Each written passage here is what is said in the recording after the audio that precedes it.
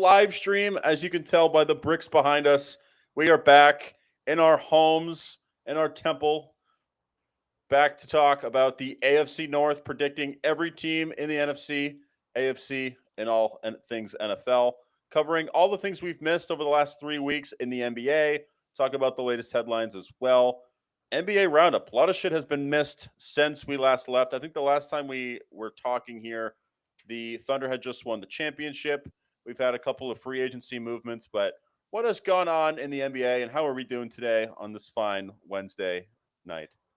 Yeah, we were doing absolutely fantastic. We are back after a little bit of a 2 week hiatus. And then last episode was pretty much recapping the first week of free agency. So we went through every single signing that every team had made, but you still have your veteran players that are holding out into that little bit of trickle down where you get some news. And then the biggest news since we have left, and one of the most controversial moves in a long time in the NBA, was the Bucks, after buying out Damian Lillard, he decided to, he's always talking about the grind, running from the grind. I'll never run from the grind, man, to win a championship. And he runs all the way back to Portland away from the grind when he could have gone to Boston to team up with Jason Tatum and Jaylen Brown to compete for a championship. Hell, he could have even gone to the Lakers. You pair him with Luka Doncic. We saw what Luka Doncic did with Kyrie Irving. Imagine what Damian Lillard at full strength could do with Luka Doncic, who at his peak was a better player than Kyrie Irving and a better scorer overall. But no, he decides to go back to Portland. I've always been a huge fan of Damian Lillard. I've always liked him in Portland. And I'm like, he's loyal. I get it. That's fine. But this team traded you to a team that you did not want to go to in the Milwaukee Bucks. And I get he's a West Coast guy and he likes the West Coast. But as someone who has been a Damian Lillard fan, and he's always been my favorite player outside of Steph Curry growing up, I'm just disappointed to see this. I don't know about you. Yeah, for me, it's like, I don't know. I feel like anytime you break up with somebody, and this can include a team, going back to them, it just kind of looks lame and pathetic, honestly. There's one thing, like, for one thing, Damian Lillard was with them far too long, anyways. They had all these failed runs with CJ McCollum and Marcus Aldridge, all these guys. To leave, you go to the Bucks, and it feels like the 2 years that they were with each other, Giannis and Dame, a lot of it you can blame on injury and just the roster getting old. So I feel like he didn't really give the Bucks that much of a chance. And then just to go back to Portland after the fact, which a team that's clearly not in contention at all, for a guy that's in the last parts of his career, like, it's just not the arc that I wanted for Damian Lillard. I would have rather he go to. I would have even preferred the Lakers over Portland at this point. I would have preferred Boston if he wanted to go play for Dallas. Any of these teams that could have actually helped him win a championship. Because now like, he's not going to win a title anymore. Now that he's going to stay there for the rest of his career, most likely, and that's going to affect his legacy. Like, he's one of those guys, like, you could put him right up there with Kyrie and Steph and James Harden and all these great point guards of this time. But the fact that he's not going to win a championship, it's going to affect his legacy in the long term. So it's an unfortunate end for me, honestly. Yeah, and I think at this point he's the only person in the country moving back to Portland. At this point, I get he's rich and he can kind of, escape all the problems that they have there, whether it's like the homeless problem or like they're one of the cities that gets hit hardest when it comes to random riots, them in Seattle. It feels like, so like Portland seems like it's been on the decline. Then he's talking about being bored in Milwaukee, where I feel like Milwaukee objectively is a better city overall than Portland. Like, tech companies and people are leaving there, migrating to places like Boise, places like Austin, places like Nashville, Miami. They're taking their business elsewhere. And then I get he probably just has some familiar ties there, but I don't want to hear this guy talk about, oh, everyone's ring chasing and I don't run from the grinds. Like, you just lost all of the moral high ground that you had before. It's like you don't even want to give yourself a chance to win a ring. Like, okay, I'm off the bandwagon. And this kind of soured my taste for him as just being like a fan. Like, I've liked him for so long, and I get Portland has kind of become your second home and you're a West Coast guy. But if you're a West Coast guy, go to Golden State, go to the Clippers. I'm sure they'd rather have you than James Harden at this point, Or or Bradley go to the Beal. Lakers. Yeah, Yeah. I just don't get No. this. Yeah. It's just for me, like, Portland was what, the seventh worst team in the NBA last year? And I know they've had a couple of signings in the offseason, but they're by no means close to contending whatsoever. And at this point, like, you guys have already left, you've already broken up, they're moving on, they have the Scoot Hendersons of the world, and now they're rebuilding. And like, what's the point of you coming back to just you're going to help Scoot Henderson become what he is? You're going to help develop the young talent. It's like, to me, it just feels like a cop out. It just seems like a guy who's going to be collecting checks both from Milwaukee and Portland as he coasts off and rides off into the sunset. Honestly, I feel like he took the lazy way out rather than contending for a title and defining his legacy. Because this is a guy that could easily be in the conversation as one of the best point guards of our generation. And now, without that title, I feel like it's going to stain his legacy ultimately, like I reiterated already. Yeah, too, and it's gonna make the people who like aren't the league passers and diehard fans. It's gonna give them a reason to think Kyrie Irving or someone like him is better than him, where objectively they're just not. Like if Damian Lillard played with LeBron in Cleveland, he's gonna win a title or two with him. Maybe he doesn't leave Cleveland there if that's where his home was. So like I think objectively he's like the best shooter outside of Steph Curry, Klay Thompson, James Harden. He's right up there. I get Kyrie maybe has better handles, but as far as a player who can lead a franchise and carry them into the playoffs, like I feel like Damian Lillard has done that and he has made more with less. So this is kind of just like him. Feels like he's just throwing in the towel at this point. It's like, let me pick up another 40 million and then I'm just going to continue with my rep career and right off into the sunset. And like, hey, man, if that's what you want to do, go for it. But I will not be here for that ride anymore. No, and when your team wins 35 games this year and you guys are out by you can start golfing by February, then have fun with that. But you know what? Chasing money over rings, like whatever. Good for you, Dame, I guess. Loyalty. And also, I hate Philadelphia. I hate everything about Philadelphia, the city. It's well documented on this show how much I don't like Philadelphia, but like Damian Lillard, Tyrese Maxey, and Joel Embiid, and we get rid of Paul George for someone else, maybe. That makes sense to That's me. not a good team. That's not That's a a team that could potentially win a championship with just Maxey and Dame, where you could rely on Embiid being your third scorer. yeah. Sounds more exciting to me than fucking Portland. But loyalty, I get loyalty is a big thing for him. So he's gonna get loyalty now. He's gonna be able to fucking go back to his old coffee shops and fucking, loot residencies. I don't know. Yeah, I don't know. But yeah, that's Damian Lillard. That's our thoughts there. Moving on, we had the stepchild that has their own stadium now in LA. Congrats to the Clippers. But instead of a stadium, they're like, do you think we could get a tax write off if we change it to a nursing home for the NBA? Do you think LA would help us out a little bit if we just bring in a bunch of senior citizens? I don't know if the Clippers are trying to collect NBA players or Social Security at this point, because not only do they sign Bradley Beal after Devin Booker celebrates him getting cut, but you also sign Chris Paul. And now Chris Paul is coming back to the Clippers for his last season. So now your starting guards are going to be probably James Harden and Bogdan Bogdanovic. And then your backup guards coming in are CP3 and Bradley Beal. The average age on this team is 65, right around the time they can start collecting their Social Security. And you know what? If this continues, they're going to have to start taking out the required minimum distributions from their IRA at this point with the Clippers. They might be the first team with a player about to take out their first RMD. Yeah, first of all, Chris Paul going back to the Clippers, it's reminiscent of um, Damian Lillard, but it's funnier because he's gone to well, how many teams? Like, can we rattle off all the teams he's gone since the Clippers? Whether it's the Rockets, the Warriors, the Spurs, The the Thunder, the the Wizards. Thunder. Like I don't think he was. he's got the NBA rainbow currently. I think this is going to be his. He's played for 8 teams total. So I mean, I would The rather have Dame gone Pelicans. down the Chris Paul arc because now Chris Paul like go for the Clippers, one last chance at winning a ring. He's got all of the other guys with gray hair running around the court, trying to get their last ring. feels like the Clippers have essentially just assembled a bunch of people who are ring chasing, right? Because you have like the Kawhis, you have the James Hardens, you have Bradley Beal, you have um, Chris Paul now. So Brooke Lopez. Brooke Lopez, which I forgot even still played in the NBA. He's So 37. yeah, like everybody on this team is a minimum of 36 years old, and most of them are going to retire after. Like, who's going to be on their team the following year? Because all of these guys are going to retire, and they're going to have 4 players on their roster at this point. So, I mean, good for them. It's going to be fun. You get to play in LA, which is cool, but at the same time, all these guys are fucking ancient at this point. So it's just funny.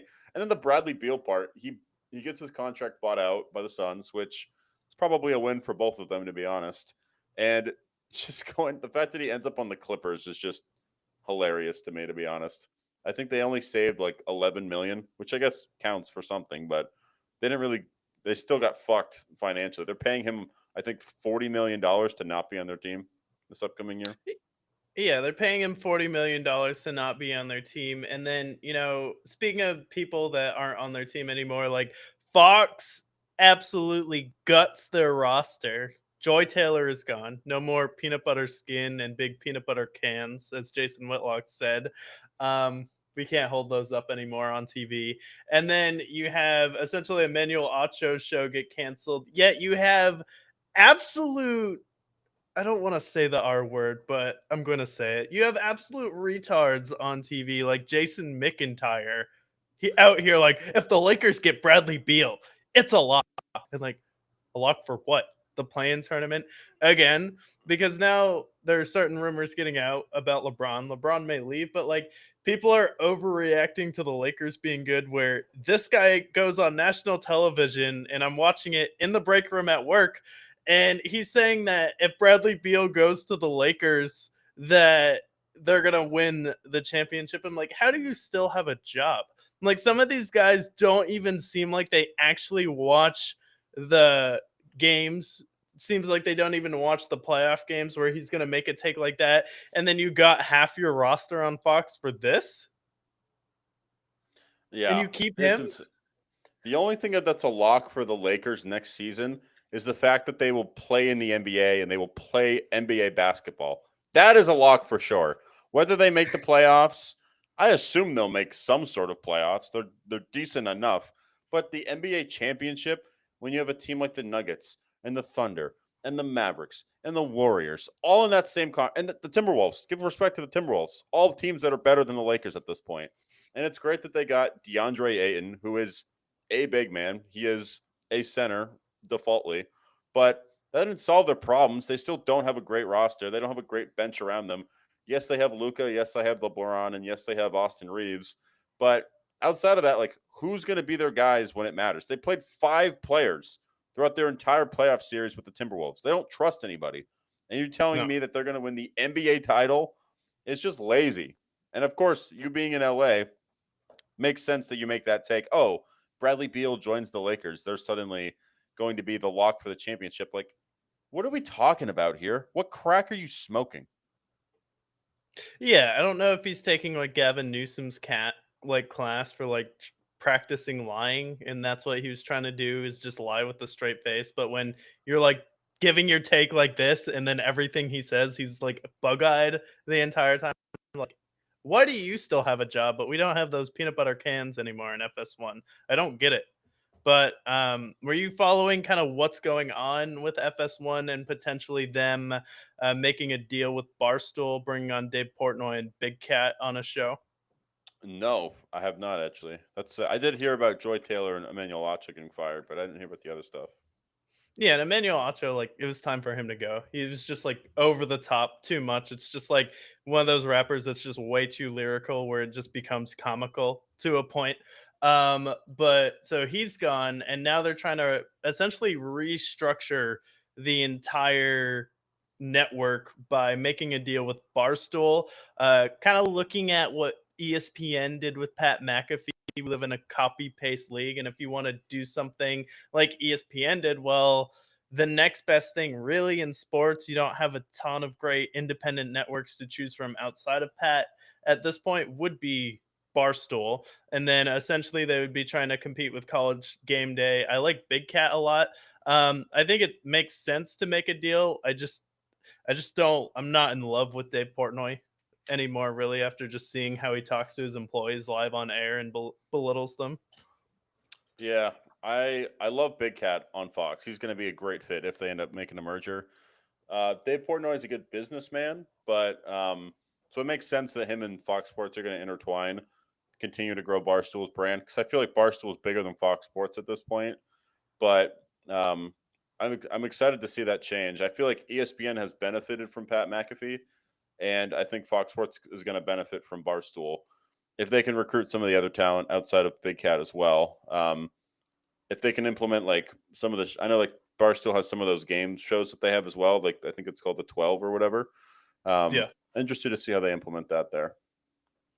Yeah, no, I think that would be interesting too, especially like with Barstool. It's like I think Barstool also needs kind of a semi reboot and like a new talent pool because most their podcasts like have kind of just been atrocious or just degenerate crap, like where it's just a bunch of NPCs on the podcast. But like I do like Big Cats a lot, so I feel like he could be a really good voice on that network. And you also have to make a plan for Skip Bayless is gone now.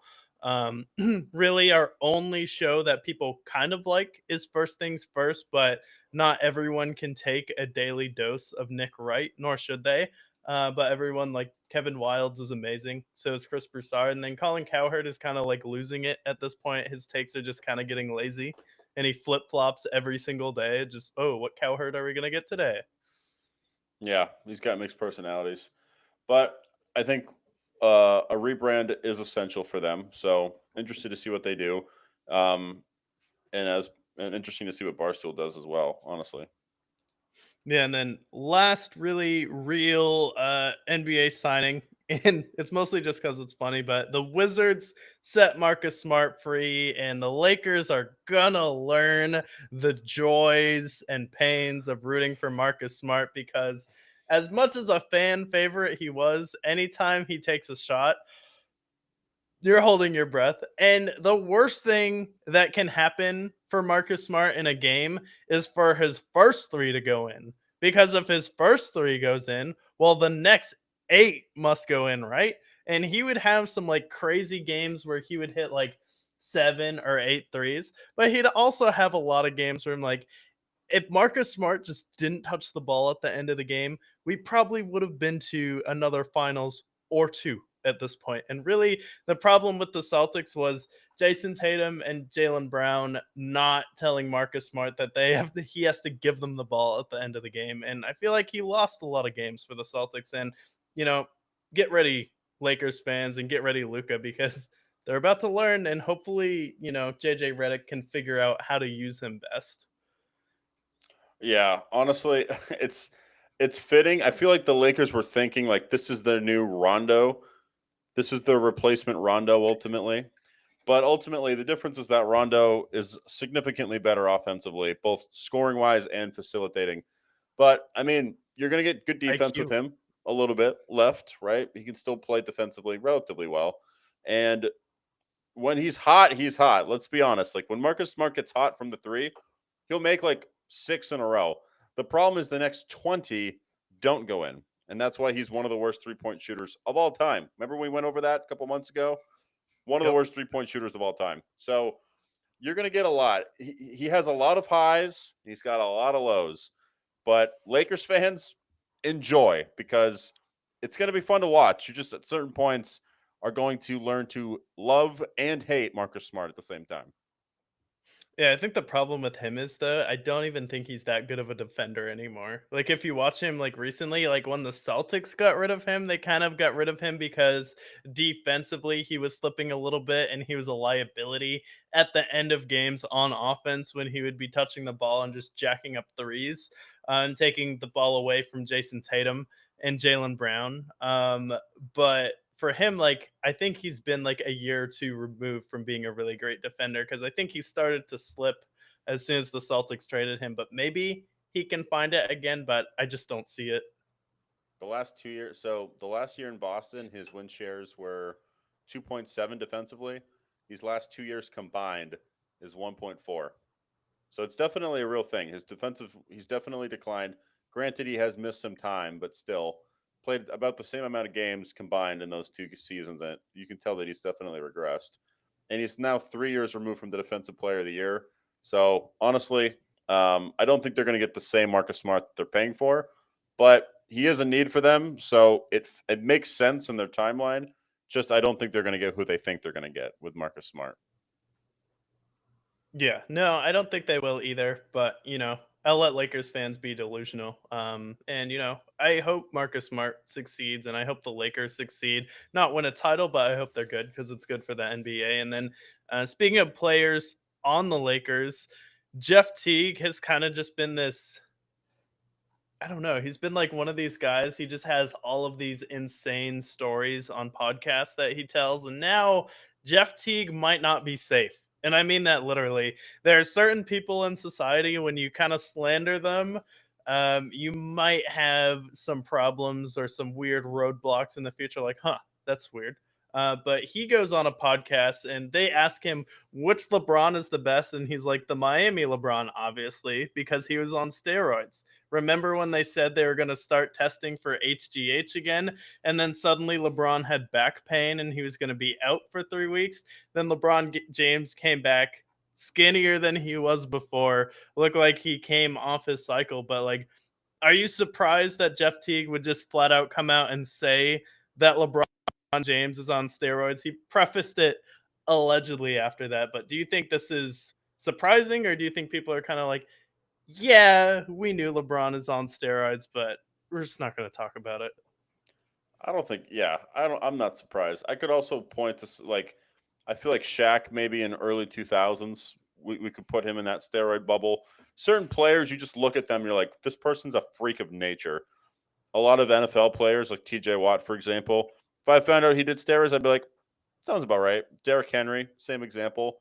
Um, I mean, Miami LeBron's probably the best LeBron that we've seen to this point, and he did get very muscular in Miami. And I know it's not just because of doing laps at in the beach either. So I mean, it's dangerous because LeBron is like the NBA Illuminati. But you know what? Um, I hope he's safe somewhere. He's got a lot of money to save himself. Jeff Teague does. So it's a gamble, but I don't think what he said was misguided. Yeah, and the problem, people are going to be like, oh my God, LeBron was on steroids. This changes everything about his legacy, everything that we thought of LeBron. I'm like, really? Did we not just hear Gilbert Arenas? No LeBron fan here. And I'll preface it like, LeBron is not my favorite player by any means. I've never been a fan of LeBron James, but Gilbert Arenas literally went on a podcast and was like, they used to test people at the beginning of the season, and that was it. So we're gonna act like LeBron James is the only NBA player who has used steroids before. Like, of course, other NBA players have been on steroids, and LeBron, like, it's almost like a detriment to him. Like, you're on steroids, and you still couldn't be better than Michael Jordan, and you still had these meltdowns in the finals. Like, it's kind of like a detriment on him. Like, but like other NBA stars in the past have definitely used steroids. Like, how do you think Michael Jordan played 82 games and never got hurt? Yeah, that's the thing. The '90s, like these guys are playing, and allegedly in a more tough era. These guys were playing 82 games, despite the fact that people are fucking hand checking them and shoving them to the ground and getting in fistfights with them. That part doesn't add up. I feel like if anything, now that they have a harder crackdown on that sort of thing, is why we're seeing people have their Achilles torn, and we're seeing a lot more serious injuries in superstars nowadays than before. Um, so I'm not surprised with that at all. Yeah. So like everyone's kind of like, oh my God, LeBron's done. But like I feel like this is a story that's gonna just kind of come and go, and then everyone's gonna forget about it. But like, of course LeBron has been on steroids before. Like that doesn't surprise me at all. And like it's also why he couldn't shoot in Miami. Yeah, yeah. I mean, I still think in the LeBron era, like with the steroids, he was still dominant, and he's still a good shoot. He had a relatively good shooting time in Miami as well, but probably didn't help it if it was on steroids. Yeah, for sure. But yeah, that's kind of Jeff Teague going out there saying LeBron's on steroids. Am I surprised? No. Do I care? Not really, because I feel like Michael Jordan and that entire era of other players were on steroids. We literally had a cocaine era. And honestly, I think sports are better with steroids. So I'm an avid proponent of performance enhancing drugs at the highest level of sports because it's way more entertaining. We saw the steroid era in baseball. It hasn't been the same since. Imagine everyone in hockey just being jacked. like, Well, like, think about it this way: like, you have freaks of nature athletes, right? And they're already amazing no matter what. Give them drugs that make them better, and you have fucking superheroes at this point. If we're already going to put them on a superhero pedestal, why not give them every single drug that's going to make them faster, better, stronger, anyways? Because, I mean, I feel like that's just the advantage. That's the advantages they have. Watching baseball and seeing a skinny, lanky Barry Bonds who's hitting 30 home runs a year roughly take steroids and you see him basically triple in size, and now he hits 70 home runs a year and has like the most dominant stretch of baseball we've ever seen. That's better for baseball than seeing fucking at this point we're seeing like Cal Raleigh at this point, who's not on steroids, hit like 30 home runs before the All-Star break, and that's exciting.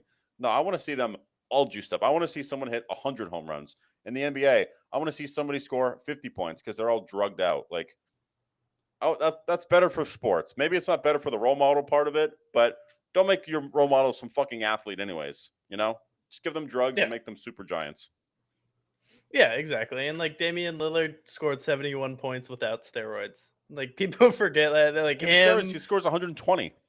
Yeah, like everyone too. Like I watch that NBA nowadays. I'm like, damn, everyone's so skinny. Like, do you guys eat? Like, I know you guys like run essentially like 12 miles a game. Like, if you're Steph Curry, maybe you're running like a little bit more than that, but like, you're also skinny. Like, their legs, I'm like, I feel like I could take most of these guys in a fight. Like, that might just be my ego talking, but Give Victor Wembanyama steroids. This guy who looks like he's like 7'5", 120 pounds. Suddenly he's 280 pounds and he's just fucking burly as fuck. That's good for the NBA. And that would also be Jokic? Jokic. Yeah, it'd be insane. Or honestly, even give it to Chet. Like Chet could use fucking any bits of pounds on his body at this point.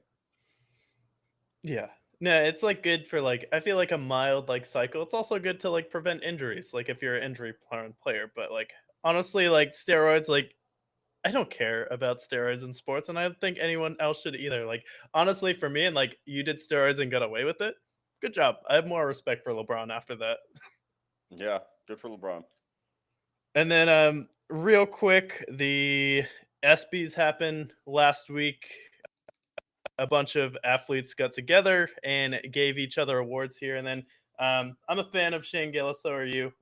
Tires came out and it was a good show. But like overall, you said before the show you kind of felt like he was a fish out of water.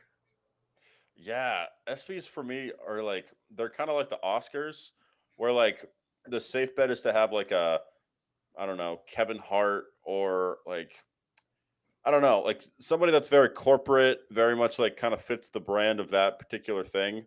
The ESPYs, it's like all right, you have Peyton Manning, you have like Kevin Hart, you have I think they've had I can't think of all the other guests in the past, but um, it just Peyton made more Manning. sense there. Yeah, exactly. And then you put Shane Gillis there, whose jokes are very much like I think they're funny, but and people like that, like people may most of the people in the crowd are deeply offended when he's making, you know, he's making WNBA jokes and he's making I forget some of the other bits that he had. He had like I forget if he made any Bill transgender Belichick's jokes. erectile dysfunction, and then Oh he's yeah, he like, makes now fun of you Bill Belichick's penis basically. Like the jokes are funny, but you could tell he was extremely uncomfortable because it reminds me also when he first came back to SNL and he had his first segment there. Like you could just tell he was the jokes that he finds funny. Half of the people in the audience don't, and it just came out. He just seemed like he was very afraid to make a lot of the jokes that he made, and some of the jokes he made he didn't even write either. So yeah. that was my only grief there, but we do love Shane Gillis overall. Yeah, like also like I thought it was a funny monologue overall, But my biggest complaint with modern comedians, and I wish they just stop saying this altogether, is stop being like, "Oh, it's a joke, guys. Chill out. Don't worry about it. It's not serious. It's just a joke." I'm like, okay, someone doesn't find it funny. Like, you have to understand all of these people have PR teams where it's like, so and so laughed at a racist joke and they thought it was funny. He called the New York Liberty a bunch of black men. Like, and then no one laughed at it. Like, yeah, like some people could lose millions of dollars if they laugh at the wrong joke. So it's like kind of understandable.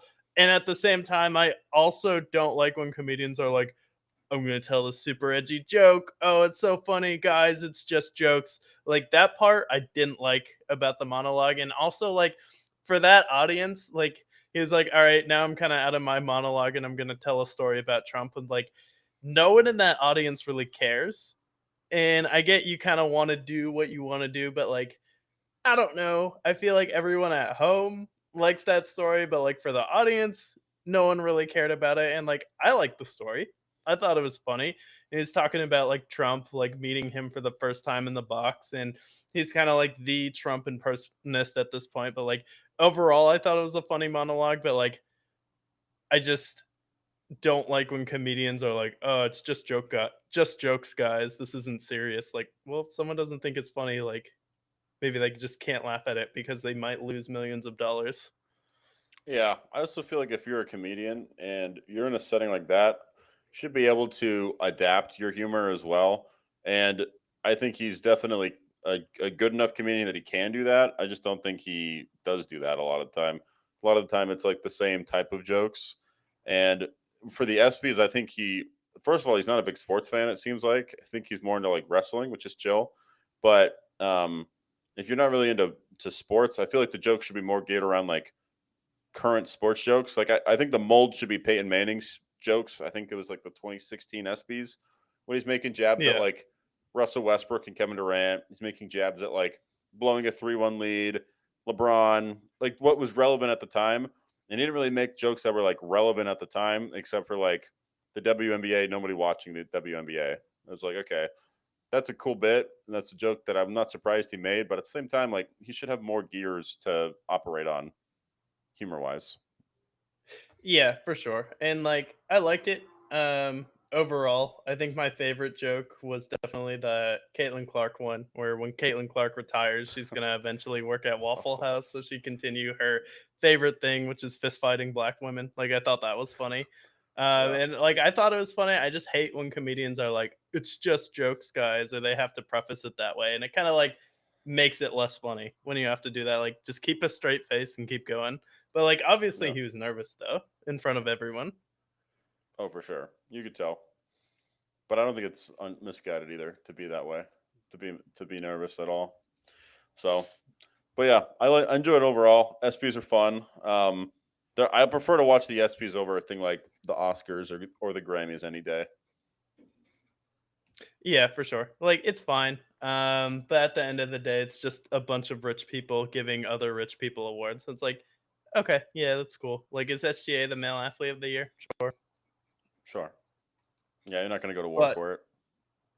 you can't be sensitive though if you're growing up in the Watt household. And JJ Watt said TJ better not ever hesitate again to grab his wallet and pay for a meal because he just became the highest paid NFL player that is not a quarterback in history. Say that again. Congratulations to TJ Watt to becoming the highest paid non quarterback in NFL history. And before we kind of get into comparing him and JJ Watt, what were your thoughts kind of on him signing this deal? Do you think this is the right move for the Steelers? Or do you think this is JJ Watt kind of getting the most money he can, but maybe at the end of it, it may bite them if he kind of continues on the trajectory he is right now? So his deal was 3 years, 123 million, and 108 of it's guaranteed. So most of this money is guaranteed for him. Over the next 3 years, he's going to earn $42 million a year. But after 2027, they can get out of this deal with just 10 million dead cap if they were to cut him prematurely. So as bad as I mean, I still think he's at the peak of his powers. He might be slightly entering past his prime, but at the same time, you're still going to get somebody who, without him, they're a below average team. Hell, they're even in the fucking top 5 picks without him. The record with and without TJ Watt's insane. And with TJ Watt, they are a playoff team, and they're consistently a playoff team with him. So you have to have them. Plus, with where you are, with you traded for DK Metcalf, you signed Aaron Rodgers. It feels like you're going all in for this year and maybe next year. So go all in, sign your best player. At this point, like he spent his entire career with Pittsburgh, keep him in Pittsburgh. He's like the face of the franchise at this point. So I think it's a great signing. At the end of this deal, will it age poorly? I think it ultimately depends on if he can stay healthy and if he can sustain being arguably the best player at his position in the league. So I think it's a no-brainer. You had to sign him, especially with where you are as a franchise. And I think this deal is going to be just fine. If they end up getting out of it after 3 years from now, then ultimately that's what happens. But I think they made the right choice signing him. Yeah, also for people freaking out about the Steelers saying, "Oh my god, the Steelers are screwed for the next 3 years because they paid TJ Watt." Like, can you tell me what quarterback they're going to be paying a max contract for the next 5 years? They're not. That's another. Yeah. Yeah, exactly. Like they have Aaron Rodgers, who's going to retire after this year. He's already said so. And then after that, like, are you going to sign a quarterback in free agency again? You should probably draft a quarterback, unlike what you've done with because Kenny Pickett clearly failed. So yeah, you don't need to sign anybody. DK Metcalf is already paid for. Like you don't need to worry about paying the biggest position available, the quarterback. So you might as well bolster up on defense. Yeah, also like TJ Watt like is someone you could trade eventually like for the first round pick if Arch Manning decides that he doesn't want to go to New Orleans, which will probably be the worst team in the league next year. So you have that as well. So I think this is like a good signing just because you're not paying a quarterback right now, and TJ Watt has kind of carried your team over the past few years. So this is kind of just respect for what TJ Watt has done for you over the past few years. Like, we have the money to spend on him. Let's go all in right now. And for the Steelers, like, even though Aaron Rodgers said he's probably going to retire, what if Aaron Rodgers has like a really good season this year, actually stays healthy, and then he feels like confident in his body, or is like, hey, maybe I do want to come back next year? Just because Aaron Rodgers says something doesn't mean he's gonna do it. Like, how many times, how many years of him in the Packers, like, I don't know if I want to come back, did we have to deal with Aaron Rodgers in the offseason? It was like the past 4 years with him in Green Bay. There was some sort of drama. There was drama like the last 2 years with Mike McCarthy there. So, like, just because Aaron Rodgers said he's going to retire, like, hey, if he comes out, has a great year, Steelers go like 11-6, 10-7, maybe even 12-5, and get to a conference championship and come just short. Like, okay, we still have a really good team. Let's run it back. Maybe DK Metcalf convinces him to come back because he's never had a receiver quite like him, even though you could argue Jordy Nelson, like fundamentally, and Devontae Adams is better. Like, talent wise, DK Metcalf should be the best receiver in the league. Yeah, I would agree with that. I looked at their record with and without because I feel like the stat is flown around a lot, but it really does show the impact he has for the Steelers. With TJ Watt, they're 79-40-2. Two ties in there, by the way. We love ties on the show. You know that. Without him, they're 1-10. And their numbers are drastic. They go from scoring, giving up less than 20 points a game to giving up nearly 30 points a game. So with and without him, you're talking about another touchdown and a field goal without him. So the impact that he has on the defensive side, the pressure that he brings, whether it's tipping passes, getting sacks, getting to the quarterback, with DJ Watt, the Steelers are significantly better. Yeah, and they're significantly better. And the thing that like always grinds my gears on any like TJ Watt post I see, I look in the comments and you just have a bunch of boomers and mouth breathers like, oh yeah, he'll never be JJ Watt. And then you obviously have the base people that come to his defense, but like there are actually people out there that think that JJ Watt is like a lot better than TJ Watt, if not worse than him. And I think personally, TJ Watt at the peak of his powers is more dominant than JJ Watt has been. Hell, you could have put TJ Watt in the MVP conversation a couple of years ago when they really just didn't know who to give it to. I believe it was the Lamar Jackson year, but like TJ Watt has played 8 seasons, 121 games so far. JJ Watt played 12 seasons and 151 games. So keep in mind for context of this that JJ Watt has played 30 more games than TJ, which is the equivalent of essentially 2 seasons.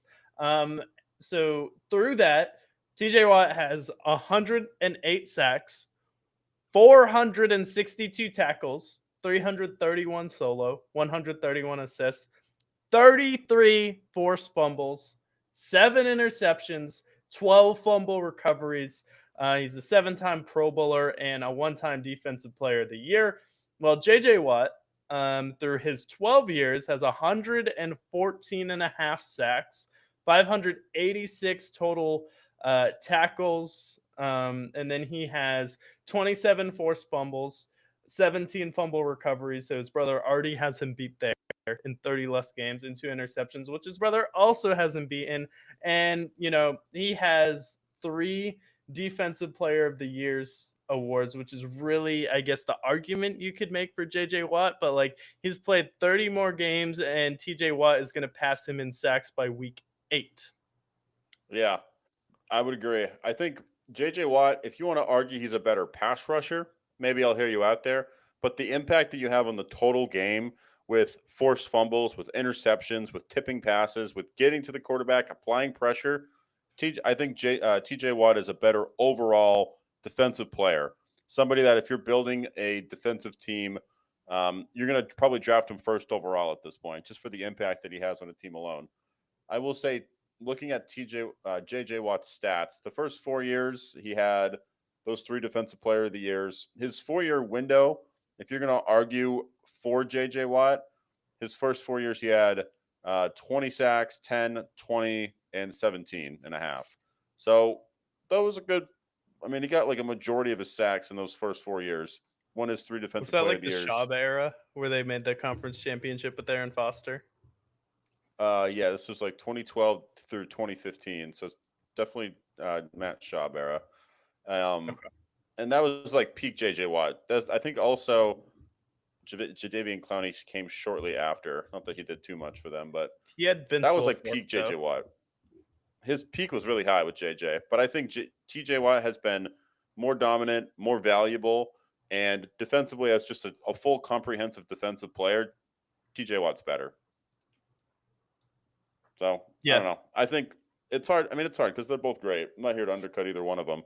But if you're going to argue it's because of his Defensive Player of the Years, TJ Watt has been second in the Defensive Player of the Years twice and third another time. And let's be honest, there's a few times where he's been snubbed, where he should have won Defensive Player of the Year. There's plenty of examples of that with him too. Yeah, especially just like with the value that he has with Pittsburgh, like it's a 10-point difference. When he doesn't play, it's a touchdown and a field goal. And then also he's gonna pass him in sacks in about, 22 less games played than JJ Watt, and he already has more forced fumbles and more interceptions. Where it seems like at the end of the game, which is why the Steelers would be so painful to watch, is TJ Watt just keeping them in it, and then he would create some sort of turnover to give the Steelers momentum, and then he's also helped keep Mike Tomlin's winning record alive. But like just seeing people like, oh yeah, he'll never be his brother JJ. Like, what are you talking about? Are you watching the same league? Like, have you watched the NFL in the past 5 years? Or can you Google stats? Like, it's not that hard. Like, it really isn't. And then also I test like TJ Watt also pops off the screen, but like I agree though, like I don't want to undermine JJ Watt by any means, because I think both of them are great players. They're both at the top of their game, and at one point they've both been the best at what they've done, especially JJ Watt getting 3 Defensive Player of the Year, and then TJ Watt getting a Defensive Player of the Year, and then coming runner up twice. I'm looking at the voting too. The 2 years he got snubbed, right? 2020, that was the year that Aaron Donald won, which I think Aaron Donald deserves to win a Defensive Player of the Year. I think he won 3, if I'm not mistaken. And then 2023 was the year with Myles Garrett. Myles Garrett had 23 first place blowouts. TJ Watt had 19. Total voids counted though. Myles Garrett had 165 to his 140. So he narrowly lost the Defensive Player of the Year against Myles Garrett. And then 2020, we have Aaron Donald, who at this point was at the peak of his powers. I think that was the year that they had, if they hadn't won the Super Bowl, I know that he ultimately helped them get to the playoffs and beat the Seahawks. So I think, those defensive player of the years, it's tough because I also think that's a narrative based award, just like the MVP, just like all the other awards in the NFL. Aaron Donald with the Rams, the legacy that he built with them, plus Myles Garrett with the Browns last year. A lot of these defensive player of the years, I also think, is narrative based as well.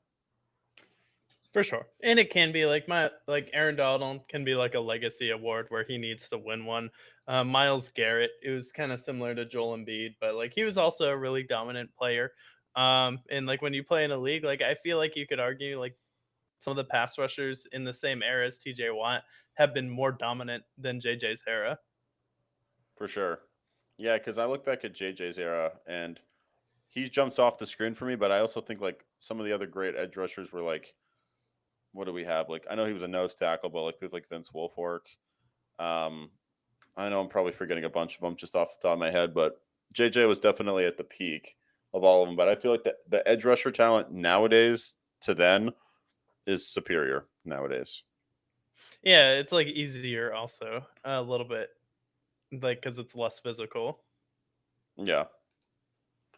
Yeah, like Von Miller, Cam Jordan, Chandler Jones, Khalil Mack, Aaron Donald, Justin Houston were kind of the main guys in JJ Watt's era, Yeah. which is like good. But like Miles Garrett, it's like a whole nother monster. Micah Parsons, Aaron He used Donald's also in TJ's era, and they kind of cross paths a little bit too. yeah.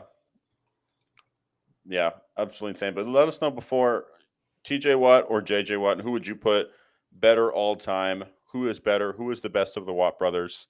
Let us know in the comments section below. I say Derek Watt, but that's just me. Like Derek. the fullback gets no love. He was the best Exactly. Charger of all time, though. It's not a high bar, but he was. Yeah. Exactly. But we are here today to talk about the AFC North. We have all of the schedules. We're going to break it down. As you know, we are the magic 8 ball of the NFL. We can always predict where things will land, where the ping pongs will fall. So we're here to break down the AFC North. The Steelers, will they keep their winning record? The Ravens, will they continue the dominance of the AFC North? The Bengals, will they wake up in September? And the Browns, will the Browns, well, the Browns, we have low expectations, but you know what I mean. AFC North, early thoughts about how this division will shake out. Hard. It's going to be a really tough division. I mean, you have the Bengals, the Steelers with Aaron Rodgers, which is hilariously entertaining, especially with Mike Tomlin's record. Imagine like Aaron Rodgers, he's already hated from COVID and everything he said there. Now he's talking about like psychedelics and stuff a little bit out there that like most NPCs can't like comprehend. So they're like, Aaron Rodgers bad. But imagine Aaron Rodgers ruining Mike Tomlin's winning record and then retiring. That's the cherry on top. I mean, people went from Aaron Rodgers as the only person competitive to Tom Brady, and then they threw him out the window as soon as Patrick Mahomes came. Like, actually, Aaron Rodgers, is he top 5 all time? We don't know. We're just going to forget everything that we were saying about him during the Tom Brady era before Mahomes came along. And now it's going to be COVID and blah, blah, blah. And he was the only player that Mike Tomlin had a losing record with at this point. It's not going to be because the Sin team is entirely old. It's just going to be because it's Aaron Rodgers, and Aaron Rodgers is a bad man now. I didn't even think about that arc, to be honest, but that's hilarious to think about. The fact that he could very well just ruin this ominous record that Mike Tomlin has held. All these people who are putting Mike Tomlin as like a top level NFL coach in today's time because of the fact that he's been 9-8 so many times and hasn't had a losing record. I didn't even 8-8 put that too. Yeah, he's had fucking 8-8 records too. Like it's not like he's had all winning seasons as well. But that I didn't even put that into my reality. But now that the fact that we're going over it is hilarious to me. Yeah, and I think like this division's gonna be good, but I feel like it could be a little bit overrated, especially because the Bengals are having trouble right now with Trey Hendrickson. The Ravens, I think, will be solid, but they'll kind of just be the usual Ravens they are. I don't see them taking a massive step forward, but they should still be like a dominant NFL team. And then the Browns, well, they're just back to their old ways at this point. How the mighty have fallen so quickly in Cleveland. My early thoughts: the Ravens are the only team in this division that I feel confident are absolutely making the playoffs. They should be one of the best teams in the AFC as long as all health permits. Um, Cleveland is going to be a disaster as always. They have fucking 4 quarterbacks that all suck except for Joe Flacco. The rest of their team's a mess. They have Jerry Jeudy as their number one. You know how that is. And then after that, like you'll have Myles Garrett on the defensive side, and after that, I'm not impressed very much. The rest of that roster, and then Pittsburgh's going to be fun but a mess, and then Cleveland and ultimately Cincinnati is can they wake up before November? So that's the big thing. I also think Cincinnati has a lot of internal issues, and I feel like we might be seeing the last of Zach Taylor potentially if the season crashes and burns, like I think it might. Yeah, so we'll definitely take a look at that, but it's going to be a very interesting division.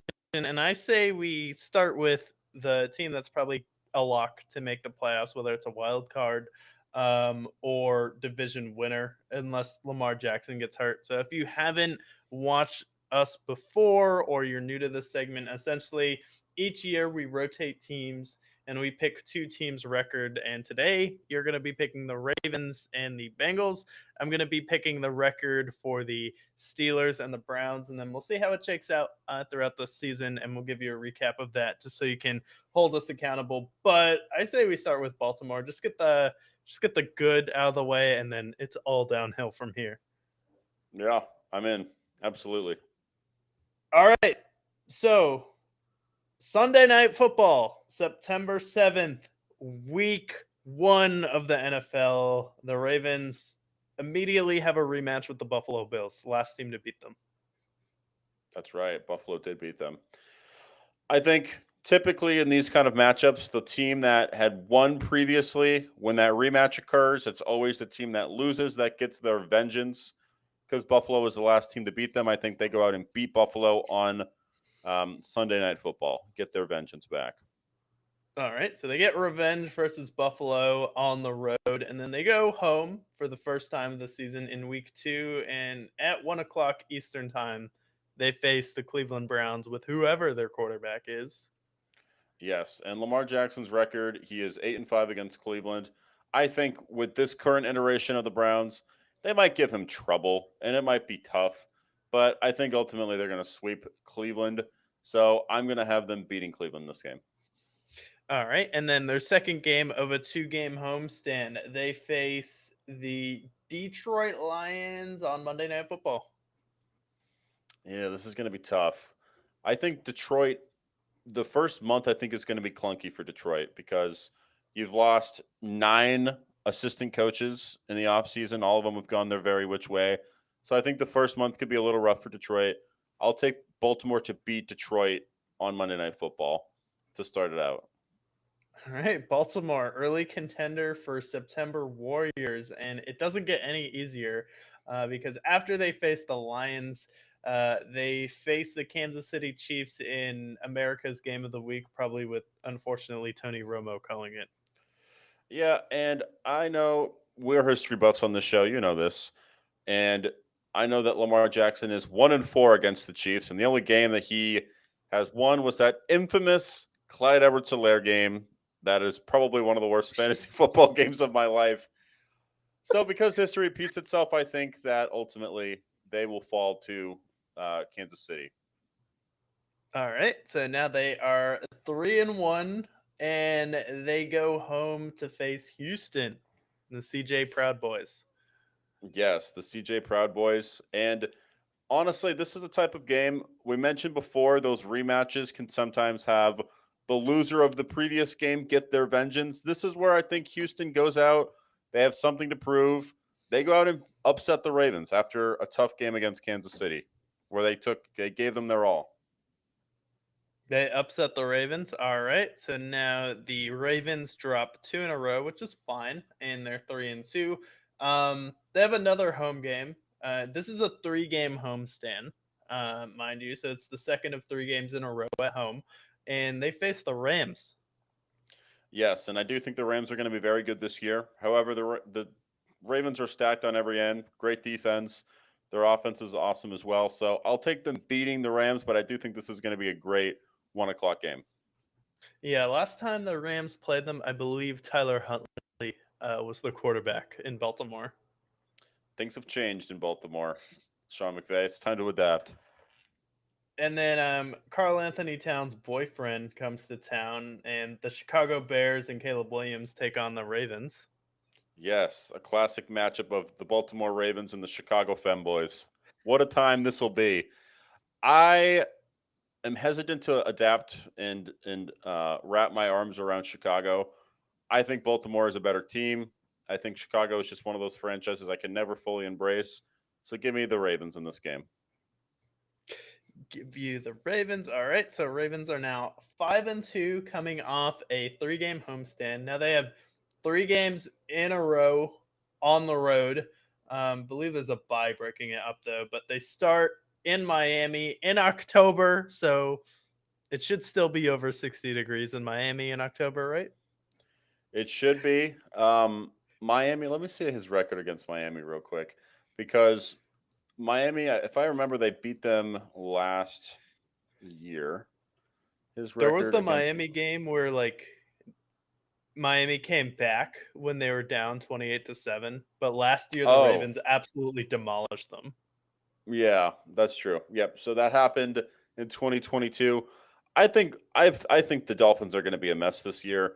I think that Baltimore beats them in this game. I think this is the year that we see the Dolphins completely unravel. As you know, if you've checked out our AFC East preview.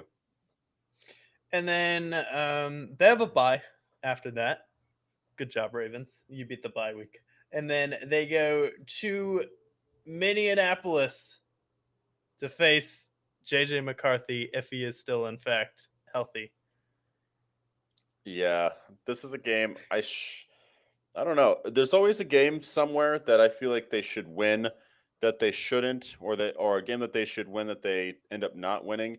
Something tells me this Minnesota game is one of those games. So give me a whim. I'm going to take them losing to the Vikings here. All right. So they lose to the Vikings. That's all right because you go to Cleveland the following week at 4:25 Eastern Time. Yep, and I'm going to take them beating Cleveland in this case. All right. So they complete the sweep of the Cleveland Browns. Congratulations, Ravens. You actually showed up to work. And then you go back home after 3 games on the road and a bye to face, say a prayer with me, the New York Jets. God bless the Jets. Yes, the New Amen. York Biblical Jets. And God will be in the crowd that game, Jesus Christ himself, hanging on the cross, to watch Lamar Jackson run all over that defense with the brains of Aaron Glenn. Can he scheme something up?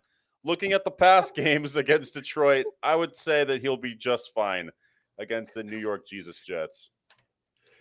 All right. So, God, you let the Jets down, but that's okay. God, everything happens for a reason.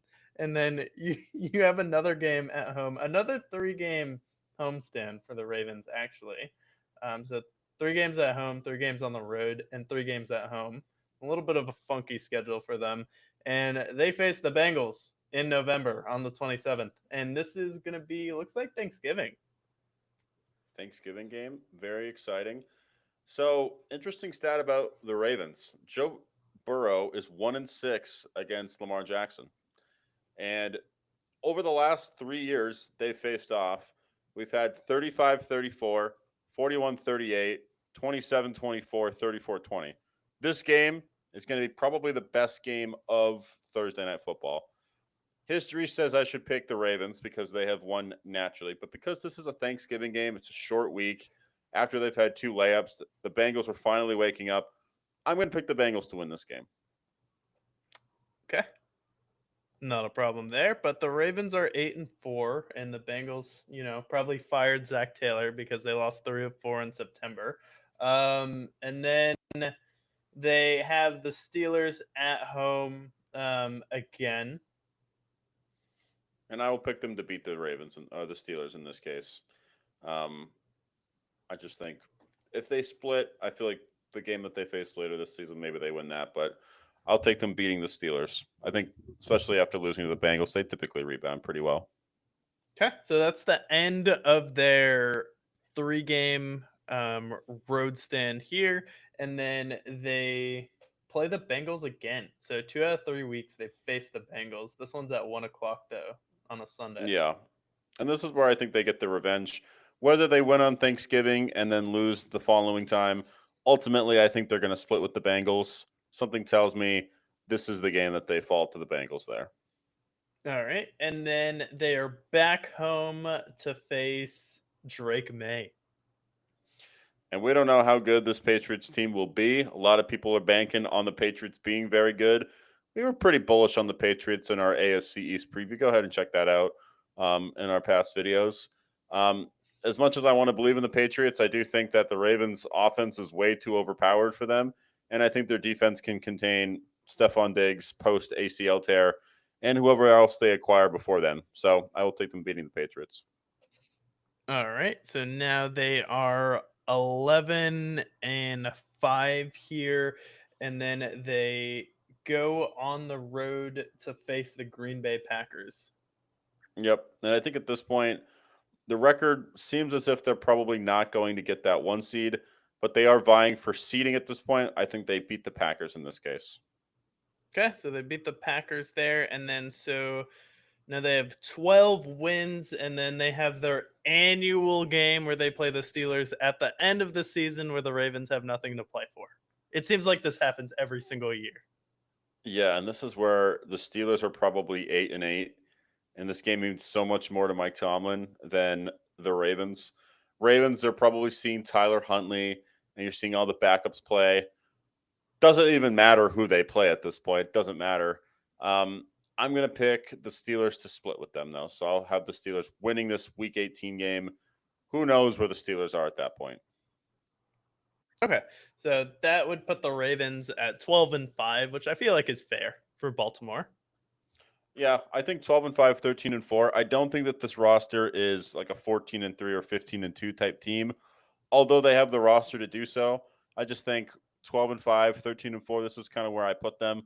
Steelers game is kind of a gimme. I think they could easily win that game, but 13-4, 12-5. I like where that is. All right, so we had the best team in the division. We both think they're a lock for the playoffs. Everyone else kind of a wild card here. Let's go from first to worst here. I'm picking the Browns. Pull up the Browns schedule. Overall, though, they have the most quarterbacks in history. These guys in their locker room, a lot of quarterbacks, and they're all not good. I'm not sure. So essentially, you have the worst collection of quarterback talent, maybe in NFL history, kind of throwing everything at the wall at this point. And you have a 2-time coach of the year with 1 playoff win in Kevin Stefanski, and he's trying to save his job. Nick Chubb isn't there anymore. You re-sign Myles Garrett though, so I guess that's cool. But this is a team in cap hell right now. You brought in Shador Sanders, drafted another quarterback. You brought in Morgan Wallen on this team, and I think you brought back Joe Flacco too, right? Yep, you sure did. Yep. So this is just to remind you of their roster right now, in case you forgot. Quarterback room is Joe Flacco, Kenny Pickett, Dylan Gabriel, and Shador Sanders. Running back room, you have the battering ram, Jerome Ford, beast of a man. But following him, they drafted, not only did they draft 2 quarterbacks, they also drafted 2 running backs. So behind Jerome Ford is Quinshawn Judkins and Dylan Sampson and Pierre Strong. So interesting running back room, probably the worst of this division. Their number 1 receiver is none other than Jerry Judy as your number 1. Then you have Cedric Tillman, Deontay Johnson, David Bell, and Jamari Thrash. And then they're tight end. They still got Njoku. Decent offensive line, and defensively, you still have Myles Garrett and Greg Newsome and Denzel Ward. So interesting bag of players here for Cleveland, I would say. We got Justin Tucker. Oh wait, did they cite Justin Tucker? Oh I my don't think god. so. Just it's a But Cleveland thing to do, you know. it'll Signing come. rapists seems to be their MO. Yes, it'll come. It'll come. But let's start with week 1. We have them going to host actually Cincinnati. Cincinnati, will they wake up for this game? We don't know. I will Yeah, and say, I will. real quick before you know, Joe Burrow was 1-6 in week 1 games. Yeah, he's 1-6 in week 1 games, and he doesn't have a particularly good record against the Cleveland Browns either. So honestly, I am gonna pick the Browns to win this game. I don't care who is starting at this point. I think Kenny Pickett could do it. I think Joe Flacco could do it. Um, I think the other guy not named Shador Sanders. I keep blanking on his name. Dylan Um, Gabriel. I think Dylan Gabriel could do it. So honestly, give me the Browns in that game, and then give me Zach Taylor to get fired because his career in the NFL as a head coach should depend on this game because you literally missed the playoffs last year because you couldn't score more than 10 points versus the New England Patriots in September. And now you're going to do the same shit in September again, miss the playoffs by 1 game. Like, oh, why do we miss the playoffs? Because you lost to Cleveland in week 1. That's why. Yeah, exactly. So they got to figure their shit out here. Then it only gets up for them here as they go to Baltimore to take on the Ravens. Yeah, and then you pick the Ravens to win that one. I'll pick Baltimore as well. Now they fall to 1-1. And then it doesn't get easier for them because week 3 they go and face the Packers. Yeah, and I'll take Jordan. I believe in a thing called love to take that game as well. Now you're 1-2. And then they have the angry, ferocious, cowardly Detroit Lions going to Detroit to take on the Lions at 1 o'clock. Dan Campbell and the boys. Any kneecaps spared in this game? No kneecap spared in this game. I'll take the Lions to win this one. And they're just going through all the AFC, NFC North teams here. They go all the way to God knows where to take on the Vikings for a international game in London. They're going to have their fucking spotted dick or whatever else fucking London people eat.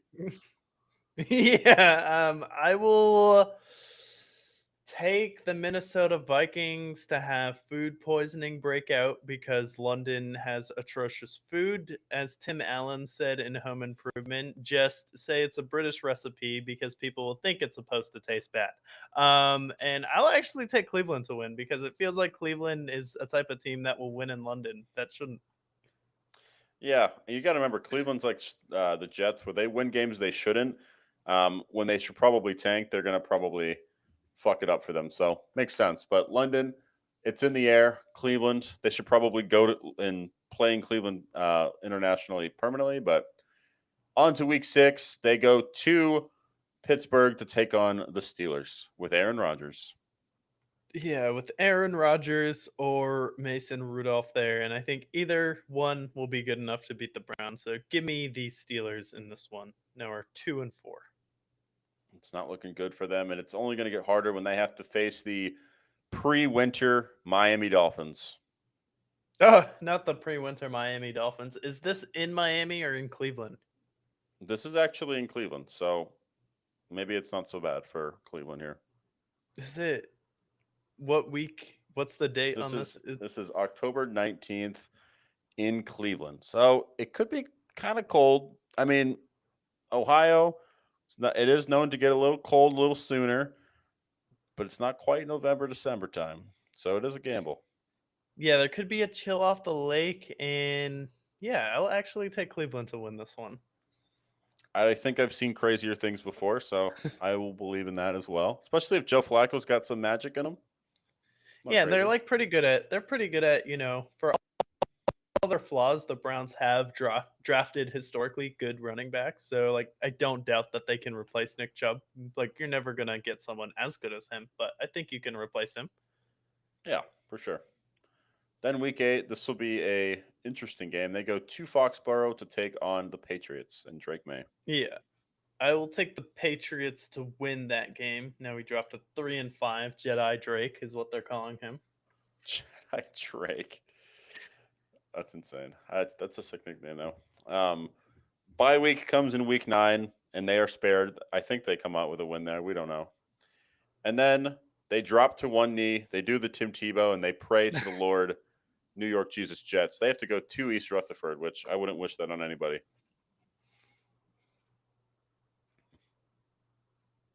Brown. Tell me if you need someone that needs Jesus Jets. Yeah. The Browns, to game plan for this one, listening to a lot of Lecrae to really get in the mindset for what the Jets are going to be throwing at them. And I think they're going to win this game. And I feel like what they're going to probably do is they're going to run out to some Black Sabbath, maybe some Prince of Darkness in honor of Ozzy, to shake up the Christians that are behind those green jerseys. We don't know. Yeah. Yeah, so we'll take the Browns in that one. We'll cover a little bit more Ozzy later, but rest in peace, a GOAT. Yes, rest in peace. And then Sunday at 4 o'clock, we're going to have them hosting the Ravens. Hosting the Ravens, you took the Ravens to win. I'll stick with the continuity. Now they drop back down to 4-6. And then they are feeling like gambling men. They take the trip to the desert and they face the Las Vegas Raiders with Geno Smith and Brock Bowers. I'll take the Raiders in that one. I don't think it'll be a particularly fun game to watch, but I'll take the Raiders. All right. And then we're getting into the thick of it. We're in week 13 now. Sunday, 1 o'clock slate, and they go and host the San Francisco 49ers. Yeah, I'll take the Niners in this one.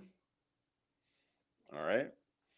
Then, in the Battle of the Bad, 1 o'clock slate, if you happen to be in Cleveland this game, you can get tickets as cheap as $23. Wait, really? Tennessee Titans and the Cleveland Browns. Wait, you can see the Titans and Browns for $23? Yeah, $23, and this is in Cleveland, December 7th. Get your calendars ready. Yeah, December, it's probably going to be cold as fuck. But I'll take the Cleveland Browns to win that one. All right. Then they're in that last stretch of games. Week 15, they are in Chicago at Soldier Field to take on Caleb Williams and the Femboy Bears. Yeah, and I will take the Femboy Bears in this one. All right. And then going to face your arch nemesis in the Buffalo Bills in week 16. My arch nemesis in the Bills. And I will take the Bills to win this one in week 16 because I think they play them again later on. All right. And then they face the Steelers in week 17. Another 1 o'clock game. A lot of 1 o'clock games for Cleveland this year. I wonder why. I wonder why. They're just trying to bury them in the mix. But, Scott Hansen will fall asleep at the end of the 1 o'clock slate and just leave it on the Browns game for some reason. But I will take the Steelers to win this one. And then week 18, like ritual, they end it on a flex game. We don't even know when this game is, but it will be in Cincinnati to face the Bengals, which will probably be for the Bengals' playoff hopes, most likely, if we know how history repeats itself. Yeah, and I'll take the Bengals to win this one. And then that would bring the Browns to 5-12, which I think is fair. Perfect. That's perfect. That's exactly where I put the Browns. Yeah. Yeah. But that makes a lot of sense. Yeah, but let us know if you think the Browns are going to be better. Do you think Joe Flacco is going to recapture that magic? Do you think Morgan Wallen is going to release another 3-hour country album where he makes the same song every single time for some reason again? Or do you think that, Shedeur Sanders or another quarterback may start for them? We'll see. We shall see. But next on the docket, we have the Cincinnati Bengals, probably the hardest team to predict at this point because on one end you have a top 5 quarterback in the league. You have Jamar Chase, you have Chase Brown, you have T. Higgins, all great players on offense, but their defense last year was the worst defense in the league. And their best player, the only real bright spot for them last year, Trey Hendrickson, is holding out. And their first round pick is potentially going back to college because he doesn't want to play for Cincinnati and they won't give him the money he desires. So Cincinnati's a fucking disaster, to be completely honest to you. Zach Taylor, we don't know if he's the guy, but at the same time, they have all this talent. So Bengals, for me, it's a mixed bag. I think it's going to be a clunky year, and we might see Zach Taylor get fired potentially. Yeah, and if they don't, make it to the playoffs this year, I definitely think he's gone. And if they have a bad September, I definitely think he's gone this year. So we'll see what happens with the Cincinnati. Are they going to be the Cincinnati Bengals or are they going to be the Cincinnati Kitty Cats again? We shall see. But, I think Trey Hendrickson definitely a huge issue for them, especially not paying your first round pick. And this is always the worry with the Bengals, with Joe Burrow. And it's kind of coming to fruition right now. But what happens when you pay T. Higgins and Jamar Chase and Joe Burrow? But they start the year in week 1 in Cleveland against the Browns. I picked the Browns to win this one. Do you agree with that, or do you think that's crazy? No, I agree. Joe Burrow is 1-6 in week 1 games, and I feel like this will continue on this year as well. All right. And then right after that, they host the. I can't even say this team's name without laughing. They host the Jacksonville Jaguars. Duval. I would like to think they can beat the Jaguars. Trevor Lawrence. Um, I don't think they're going to start. I know they have a couple of tough games ahead. I'll take them to beat the Jaguars. All right, so you're 1-1. Rapunzel, get out of Cincinnati, and then you go up to Minneapolis to face the Vikings.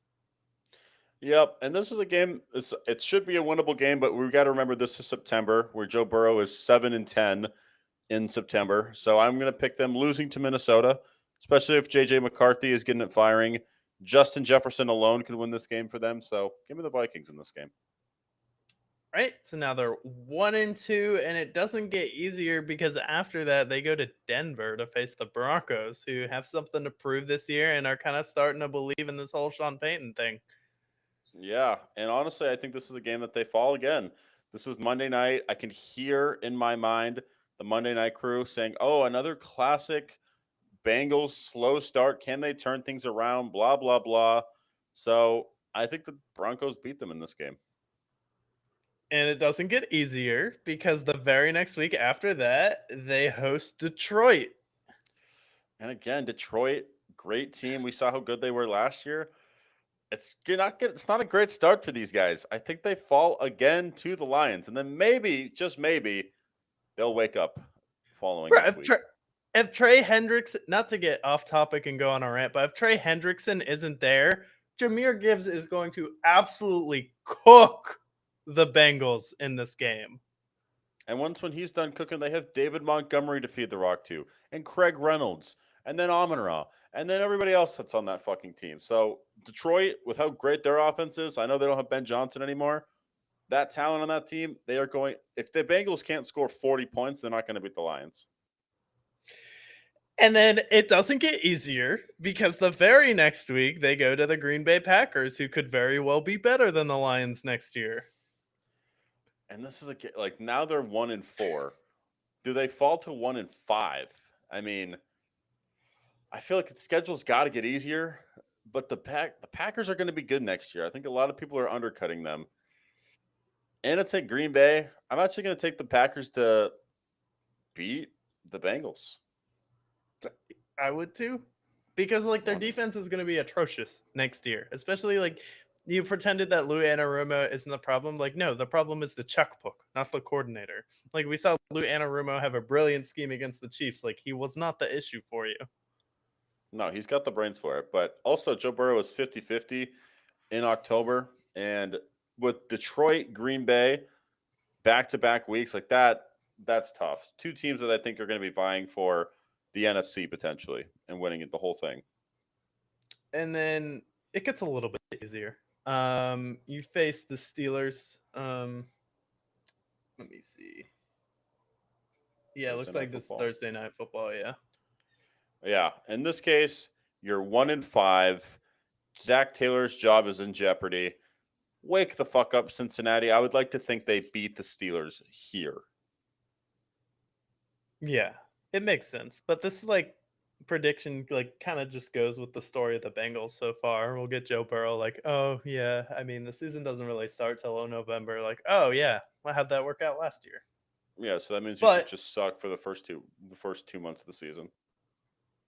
that Thursday night game, you get a mini buy and it's your first of 3 home games in a row, and say a prayer because you get to play the Jets off your mini Yes. buy. Yes, and God is good all the time, as they say. So, Jesus, thank you. New York Jesus Jets hand you a dub. And it's not looking so bad no more.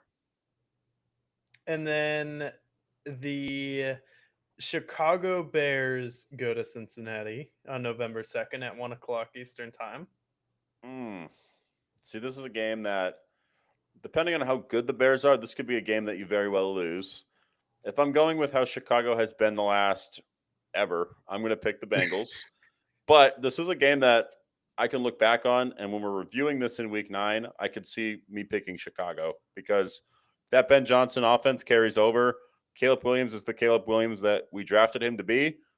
Chicago could easily beat the Bengals in this week, but I'm going to pick the Bengals just for the sake of it because the Bears also are the kings of disappointment. Yeah, and it's your first week in November. That's usually when the Bengals start to wake up. But again, we're starting a year where your margin for error is 2 games and you're done. Yeah, You lose two you're games screwed. and you're done. But yeah, the Bears. So we have the Bengals beating them, but that's definitely a toss up there. And then the next week you go to Pittsburgh, and how historically has Cincinnati been versus the Steelers? Is that generally a split for them, or have they been pretty good? Yeah, let me look. Bengals record. I remember I looked this up earlier. Typically, they split. Over the last 5 years, the Bengals record are 4-6. So this is a game. This is what they historically split with. So if they're facing Pittsburgh again, I'm going to pick Pittsburgh to win this game. All right, so now we're 4-6 and have essentially no margin for error. The rest of the season, if you lose another game, you're probably out. And then at home, you face New England, another tough opponent. It's a brutal Tough schedule. opponent. I'll pick them to beat the Patriots in this case, just because I think they have more firepower than the Patriots currently. And then you already picked them to split with Baltimore, but they're playing them on Thanksgiving in Baltimore. And I believe I picked the Bengals to beat them on Thanksgiving, so I'll do the same again. Right. So now they are 6-6, and then they go to Buffalo. Not an easy game. This is probably going to be a snowy game if it's Buffalo.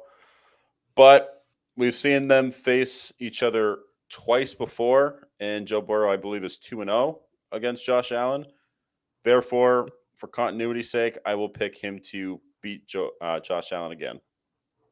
Yeah, and just because they can't lose another game, essentially, or they're out because the following week they play the Ravens. I believe you picked the And Ravens to split with them.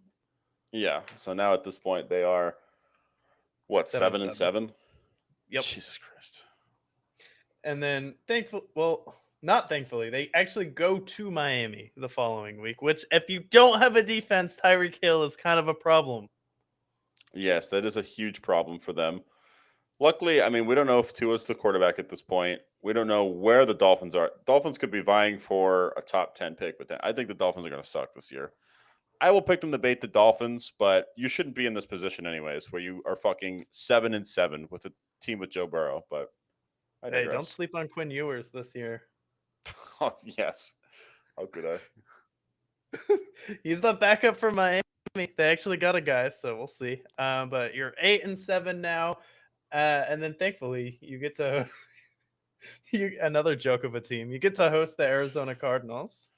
Jesus Christ. Them and all their fan. Yeah, I'm going to take the Bengals in this game because the Cardinals are pathetic. All right. And then they host the Browns now that they're 9-7. You're probably playing for a playoff spot at this point. What did I say? When I was reviewing the Browns game, this is exactly what I said. They're going to be vying for a playoff spot, and I think we picked them to beat Cleveland in this game, so they make the playoffs. They're Yep. 10-7. But like, why do you do this to yourself every single year? You start off 1-5, and then a lot of these games that I picked them to win, like I picked them over the belief in Joe Burrow and belief in Jamar Chase. But if they, let's say they lose to that Chicago game, or they lose to Buffalo, or maybe they lose to Baltimore both times, like this team has an error where if they don't start off normal, then they're going to be like 7-10 to 10-7 potentially. They got to wake the fuck up. Yeah, and I hate the argument like, oh well, the Patriots started, so it's like, Not okay, I'll not one give and you five. 6 reasons why it's different. Super Bowl, Yeah, Super Bowl, Super Bowl, Super Bowl, Super Bowl, Super Bowl, and 2 other Super Bowl appearances, and also the greatest season of all time.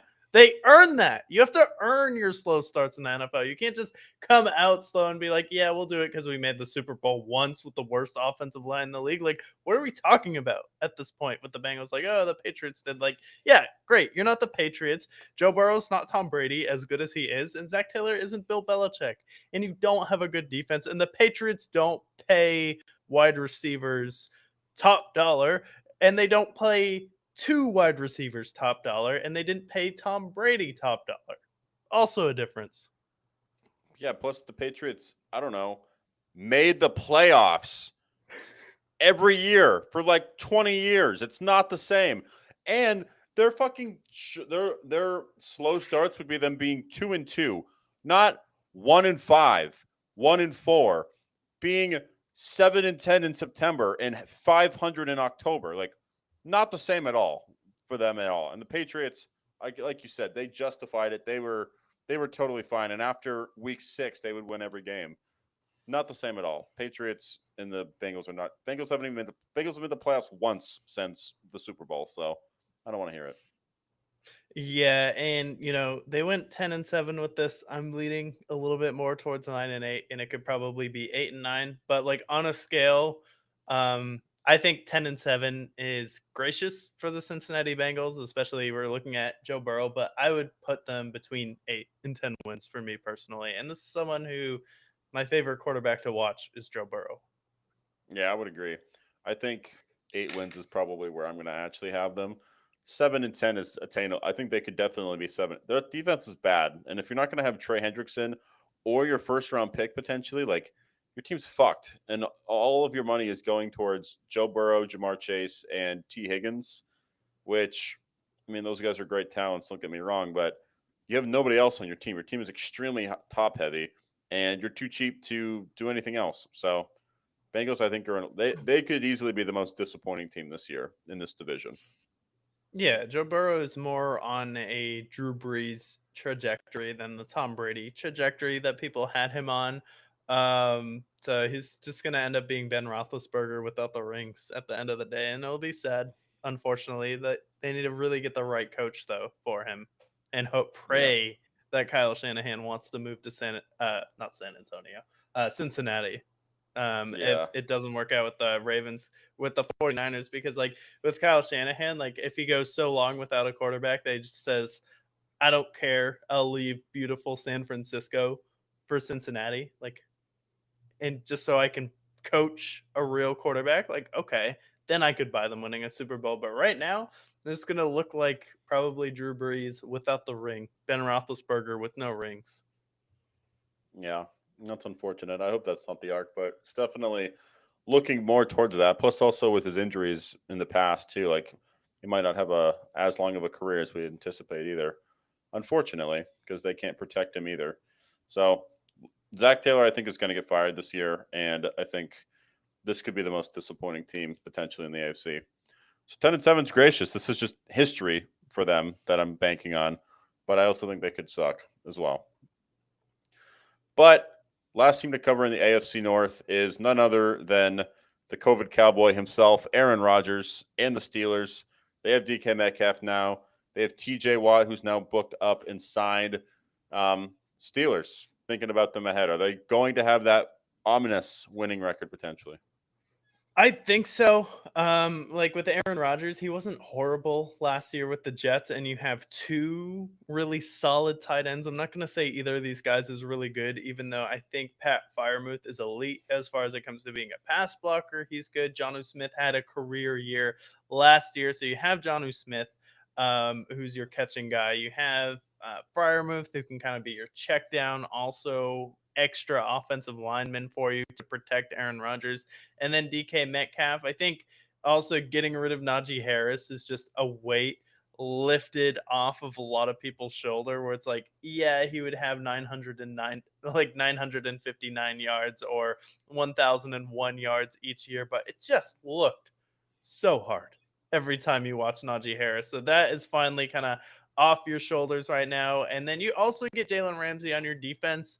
Historically, in the season, your defense has been good. So they can just stay healthy this year. I think they'll be good. But like at the end of the day, health is going to be the biggest question for them, and kind of how hard it shakes out for their schedule. But you play a really tough division this year in the NFC North. Maybe you can beat one or two of those teams, but can you sweep them? Probably not. All right. Well, let's get in here. They start going to the the Church of East Rutherford. That is right. They go to the New York Jesus Jets on Sunday to ultimately the reunion that no one asked for. Aaron Rodgers going back to his old team, alma mater, face the Jets. Yeah, and Aaron Rodgers in week one. What rhymes with Aaron Rodgers in week one? Oh, trash can. So I will take the New York Jets. The East Rutherford, New Jersey Jesus Jets to win this game. And that is a mouthful, nonetheless. Now they go to Seattle. Now that they are now 0-1, Aaron Rodgers. If we've looked at the last like decade of Week One games, people are already calling him, saying that he is the worst. So now he goes to Seattle, um, and they host him. So Seattle take with the Steelers. Thoughts there? Yeah, even though Aaron Rodgers himself is very liberal, he is probably going to make a lot of liberals cry because this is a DK Metcalf revenge game where, you probably should have paid me instead of going after people like Cooper Cup. I don't know if they're just trying to set him free, but give me the Steelers to bounce back and win this game in Seattle because, like, is a new head coach. Who are we running it with at quarterback? Is it going to be Sam Howell for the Seattle Seahawks? We really don't know, and it's kind of up in the air for them. So, give me the Steelers to win this game on defense alone because like it's going to be Sam Howell or Sam Darnold. Yeah, I think they can definitely handle it because Sam Darnold sees ghosts, and Sam Howell is just not very good Bad. at football. So next they have the Patriots where they go to Foxborough. I'm going to look up their record against the Patriots the last 5 years. But thoughts here as far as how this shakes out. Patriots looks like they historically own them at least over the last Yeah. 20 years, but obviously that's tainted a little bit. Yeah, the Steelers are terrible versus New England. And I'll stick with that here. I think the Patriots are going to be tough. It's always tough to play in New England. So give me New England to win this one.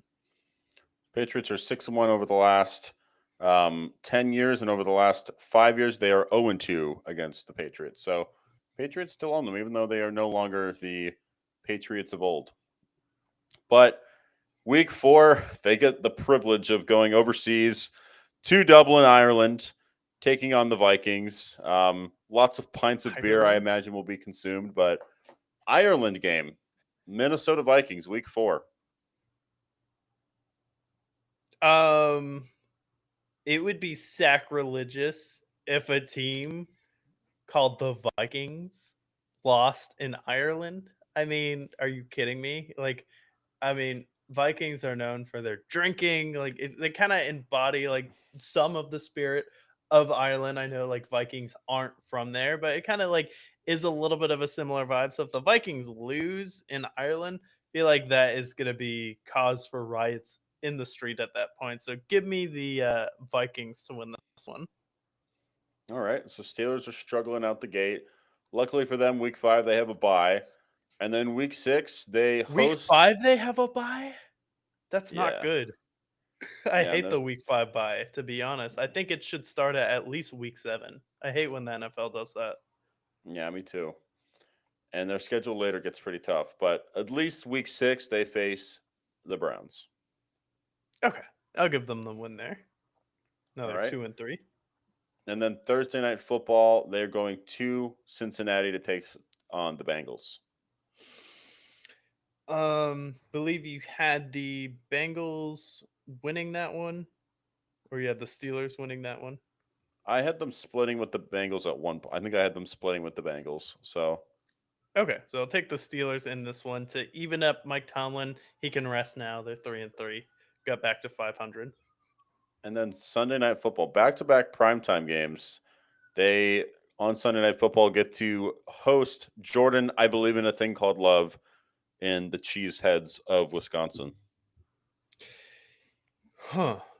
Yeah, I think the Packers are going to win this one. I mean, what comes to mind when you say Sunday night football and Jordan Love is when Jordan Love outplayed Patrick Mahomes on Sunday night football, and it's kind of his like welcome to the NFL moment. So give me the Packers in this one. Also, like the Packers still beat them in that Super Bowl. That's a little bit raw. And like Aaron Rodgers, like doesn't really strike me as a revenge guy. He's kind of just shrugs his shoulder, like, I don't care.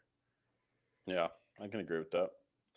Luckily for them, is week 9, 1 o'clock game. They get to host either AR 50% or Danny Pennies. So you decide. Colts Steelers. And then Mike Tomlin breathes a sigh of relief again because he's now 4 and 4 and they're 500. My record that means absolutely nothing in the grand scheme of things is still alive for now. And then Sunday, the following week, another primetime game that I might actually be in Another one? attendance for potentially. The Chargers host the Steelers. Najee revenge game. Is it going to be a revenge game? I'm not sure. It's going to be a tough one, but generally the Steelers have struggled versus the Chargers as a franchise. So I will pick the Chargers to win this one, even though they're not generally my cup of tea as a franchise. And then week 11, they host the Bengals. Week 11, they host the Bengals. You had them splitting there, so they should lose to the Bengals in that game. So now they're 4 and 6. Mike Tomlin's starting to sweat. Yes. And then they go to Chicago to take on the Femboy Bears. And I'll take the Steelers in this one. I think their defense will be good enough. TJ Watt was going to be a terrorist to Caleb Williams. And just because you added pieces on your offensive line does not mean it's going to be good. We've seen the Bengals consistently spend money on their offensive line, draft players, and it just hasn't worked out. Like at some point, you have to figure it out. And then also, is their coach actually going to pan out and be a good NFL coach? We don't know yet. So give me the Steelers. All right. And then 4 o'clock slate, week 13, they host the Bills. They host the Bills in this one, and then I think this should be a game that the Bills win, but I think this is going to be a weird game, and I think there is going to be one of these, ties in there somewhere. So give me the Steelers to tie with the Bills and absolutely. Not only is Mike Tomlin probably going to keep his not losing record, not winning record, his not losing record, but I think on top of it, they're just going to mess up the entire AFC standings when it comes to the 1 seed. So give me a tie in this one. They go to 5, 6, and 1. Oh, no. Well, Sunday, they go to Baltimore to take on the Ravens. I believe with the Ravens, I had them splitting, if I'm not Yeah. mistaken. And then the Ravens beat them this time. They go to 5, 7, and 1. But lucky for them, they get to host the Winter Dolphins on Monday Night Football, week 15, December 15th, the annual unraveling of Tua Tagovailoa and the Miami Dolphins. Yeah, that's my oldest brother's birthday there. So give me a Steelers victory on that day, and they go 6-7-1. Okay. Then they host, or go to, I should say, Detroit to take on the Lions. Whew. Um, yeah, I have to take the Lions in that one. Tough. So now it's really getting serious here. They're what, 6-8-1 now? 6-8-1. They have to win out. Well, lucky for them, they go to Cleveland next week. No way. They go to Cleveland. Now they're 7-8-1, and then they play the Baltimore Ravens when probably seeding doesn't matter at this point. They're resting their starters. And just as I predicted before the season, before this episode, no. months before, the Steelers finish out 8-8-1. Oh God. I hate this. Your nightmare. That is my nightmare. Because the next season it's going to be the same. Oh, 20 straight years of no losing season. It's like, okay, how many of them are actually winning seasons at this point? So stupid. They're not going to make the playoffs. The Steelers, Aaron Rodgers rides into the sunset, and the Steelers are 8-8-1. It's unfortunate. The reason why I hate it is not because I think you're wrong. I hate it because I think you're right, unfortunately. And that's how the Steelers season's going to pan out. Yeah, maybe it's the Vikings game, maybe it's not the Bills game, but I do think there's going to be a tie in there that leads to the most comical outcome possible. And if it doesn't happen, Aaron Rodgers is going to be the first person to cause Mike Tomlin to have a losing season. So like the circle of hate is going to come all the way around, especially like Stephen A. Smith was like the leader of the Aaron Rodgers fans who don't watch football, like saying he was better than Tom Brady. And then he had his whole rant where he's like, Aaron Rodgers is a bad man. And then he's like, no, Aaron Rodgers is a bad man because he said the wrong thing at the wrong time. And we all disagree. We all are paid to disagree with him at this point. Aaron Rodgers bad. And I think he may complete that cycle this season. I think 8-8-1 is just funny for the joke, and the fact that with the schedule it could actually play out that way, I think is hilarious. No, like there's actually 8 wins in there, and there is a tie in there. The Dublin game, I think, is where it could happen, honestly, because I don't know, like it's an overseas game. The Vikings are probably equally like the Steelers. Like this game, that's going to be like a 16-16 game. You know that for a fact. Mm-hmm. Yeah, or it's going to be that fucking. Imagine they tie Week 18 with the Ravens with Tyler Huntley. That would also be hilarious. Yeah, And that's the reason why like the Chargers missed the playoffs is because there's a tie or something. yeah. I think it'd be funniest if they tied with the Bills, but I don't know. That probably won't happen. The Bills will probably beat them, but you never know because they didn't add any pieces on offense this year. So they're one wide receiver hurt from being a sub 500 team or a wild card team. Yeah, definitely possible. But AFC North, the Bills, the Browns are 5-12. The Steelers are 8-8-1. The Bengals are 10-7 potentially, and then Ravens finish at 12-5. Yeah, so Sounds fair. yeah, I think that's fair. I think that's generally how it will shake out. Yeah, and last year, let's not forget, last year they were. That's exact. I mean, pretty much, if you flip the Bengals with the Steelers, that's exactly kind of how it planned out. Browns were a lot worse, but I think it's looking like things are gonna. History repeats itself, they say. Yeah, no, it repeats itself sometimes, especially for this division. I feel like this division is pretty consistent as long as Lamar Jackson is healthy. But you know, there's always the possibility for Lamar to get hurt. Um, Joe Flacco to lose his mind again, or the Browns find someone who's good at quarterback. Maybe Kenny Pickett goes on his Geno Smith arc, and is actually not a quarterback who's confused that his job is to get his ball into the end zone, but figures out that it is in fact his job to get the ball in his end zone. So maybe he figures that out this season. And then, yeah, the Bengals, I just don't know defensively. I feel like we're heading into that Drew Brees era where he put up gaudy numbers for like 5 straight years, but they just missed the playoffs because they couldn't stop anything on defense. Yeah, and that's a sad arc for him. I hope he doesn't have a Drew Brees arc. I hope he's better. But the rate that they're going right now, with the fact that they have fucking most of their pay cut going to T. Higgins, Jamar Chase, and Joe Burrow, it's probably the arc that we're gonna have.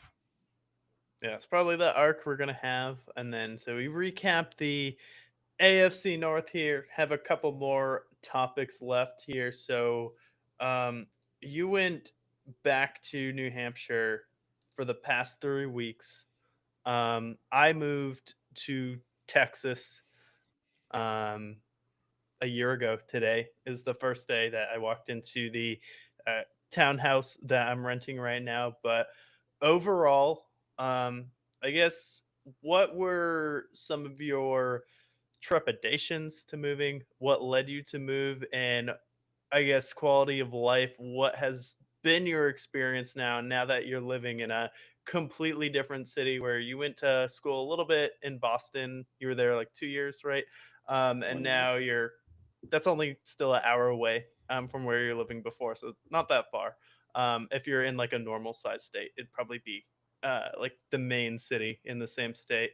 What are your thoughts though? Just kind of like the journey that led you there, and then just what are the differences as far as your quality of life, and kind of revisiting it, like pros and cons of someone who's maybe just lived in a state their whole life. Maybe they're in like Montana or Arkansas, wherever it may be, and they're thinking of moving Mhm. to somewhere. Yeah, so for me, I feel like when I graduated high school, I wanted to leave for a little bit, but I didn't know where. And for a while, was torn between like an LA or a New York, but Boston was ultimately the city that made the most sense. So I went there for college. But when I went to college there, I realized like there was still a lot of like it still felt very comfortable there because I could always take a bus home. I wanted to be somewhere where I was all on my own and I had to kind of figure out and make my own life for myself. And so like living in New Hampshire, like when we were roommates, like we had I think similar feelings in the sense that New Hampshire is where our home, our childhood memories are and our friends and family are. But for the life that I want to live, I felt like I couldn't live that in New Hampshire, both with just like how miserable the winters are there and how cold it is. And also like a lot of the friends that you have there are friends that your best memories were behind you. And it felt like the life that I wanted to live was elsewhere. It happened to be that Phoenix just made the most sense for me, both because I have some friends here. I've visited a lot of times, and I got to roll out here, thankfully. But to those who I would say who are thinking about moving, I don't have any regrets with the move, simply for the fact that you're never there's it's always that curiosity in the back of your mind that if you don't scratch it, you're always going to have it eat at you.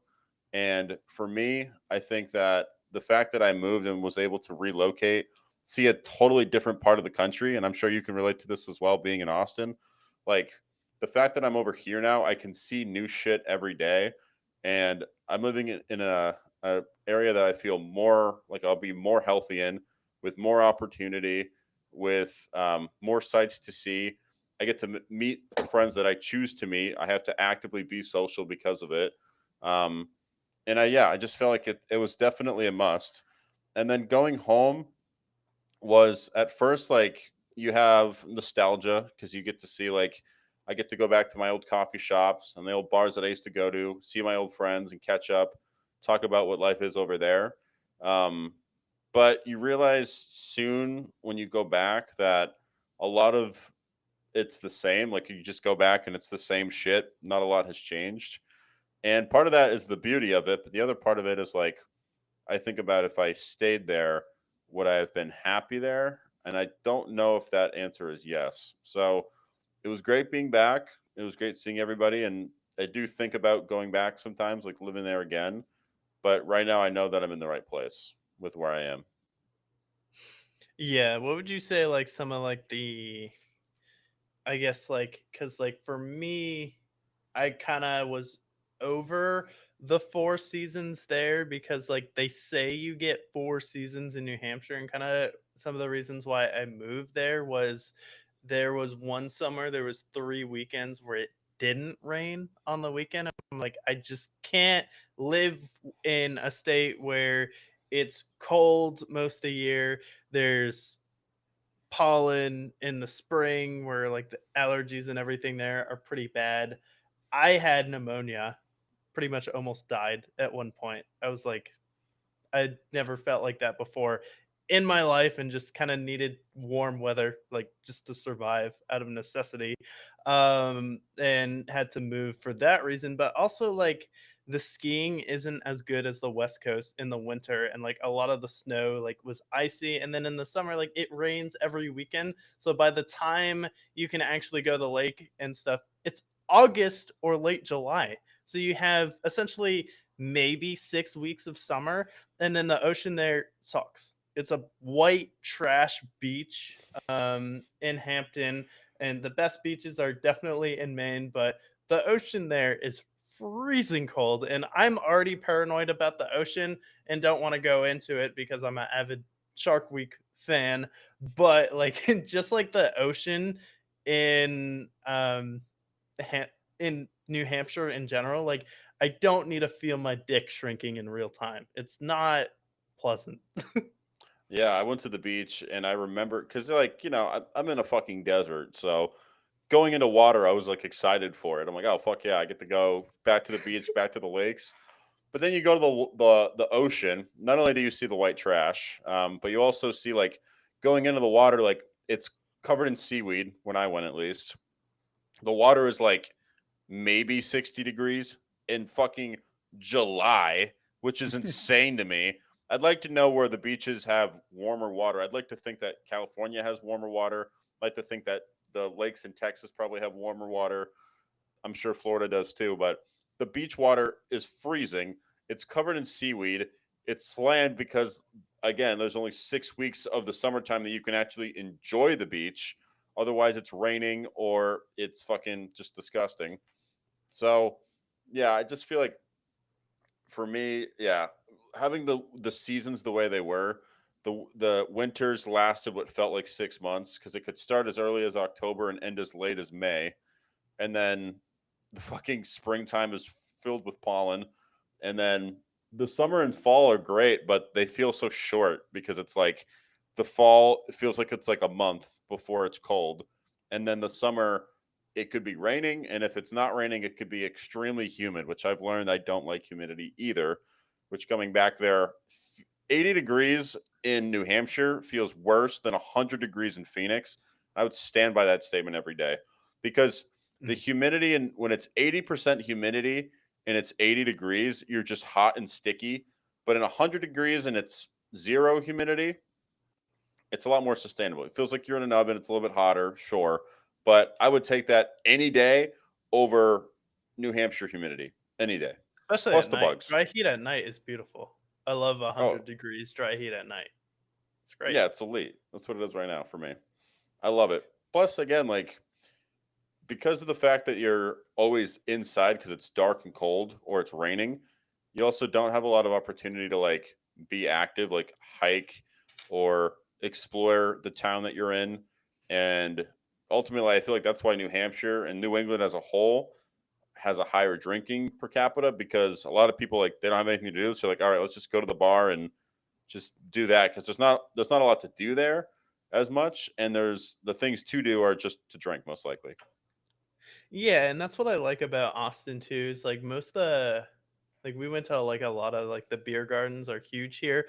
Like, it's outside, and I've definitely drank less here where I felt like in New Hampshire, like, mostly all there was to do, like, was go on a bender, like, in the weekend, like, kinda go out, where, like, here, I, like, haven't felt the desire to just go out at all and, like, get blitzed. I've maybe had, like, 1 or 2 nights in a year here, where I've done that, but I just overall, like, haven't drank as much. Like, I mostly drink craft beer, and that's mostly like just kind of a taste thing for me where I can just have like 1 or 2 or 3 of those, but like I haven't like had the same like desire really to drink here. And then just being able to be active and outside year round, where if you don't live in a cold environment or somewhere that has winter, like some parts of New Hampshire, it gets dark at 3 in the afternoon, which is insane because like I feel like the soonest it's gotten dark in Austin has been like 7 at night.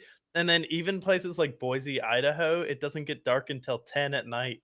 I'm like, Yeah, for which is me, like nuts. that's a crazy concept where you can live in a city where it doesn't get dark until 10 at night, or even in the summer in New Hampshire, it's like it's dark by 8:30. And then in the winter, it's dark at 3 if you live in the mountains, which is like really, if you're gonna live in New Hampshire, you might as well live in New Hampshire. Like the mountains are kind of the place that you want to be if you're gonna live Mhm. there, because that's the lakes region. That's where you have the White Mountains and everything there, which is like that's what I'll miss is definitely like the fall season, like being able to like hike in the mountains there as well. It's also a lot safer where you don't have like snakes and like all the dangerous spiders or like scorpions. If you're going to go on a hike, you don't have to worry about a diamondback jumping out in front of you. Yeah, I think the touch on the weather, like the time thing, the sun sets here at like 9 o'clock in the summertime. It's nuts. And then in the wintertime, it's like 7:30. So I can get out of work at 5 o'clock and go for a hike and get home and the sunset is occurring. So that's great. And Phoenix has this city is I think it's less of like a craft beer city. It's more of like a cocktail city, it feels like. I feel like there's Mhm. different cities like that. Phoenix is a lot more like I think a lot of people are active during the week, so that if they want to go out during the weekend, um, it's not a big deal. I feel like it's definitely like a fitness They earned it. and health conscious city, which I think Austin fits in that bill too. Mhm. Just being honestly, like just being outside in the wintertime and not wanting to fucking freeze up and not have any sunlight. Like when you can finally be outside and be active in December, January, February, it feels great. The thing that I miss about New Hampshire is I definitely think that I am a New England build personality wise. Like I love the Red Sox, I love the sports teams. Um, and like being back in Boston was great because I love Boston as a city. But and then obviously like the foliage is great. The good news is like if you ever miss that state, like any for people who are thinking about moving, like if you ever want to, if you're missing home, you're also just like a plane ride away to visiting and being there. So I took 3 weeks there. I was lucky enough that my job allowed it, but 3 weeks and then I come back in the holidays. But I definitely, I think it scratched my itch visiting there, and then getting here, coming back home here, helped me recenter what brought me here also.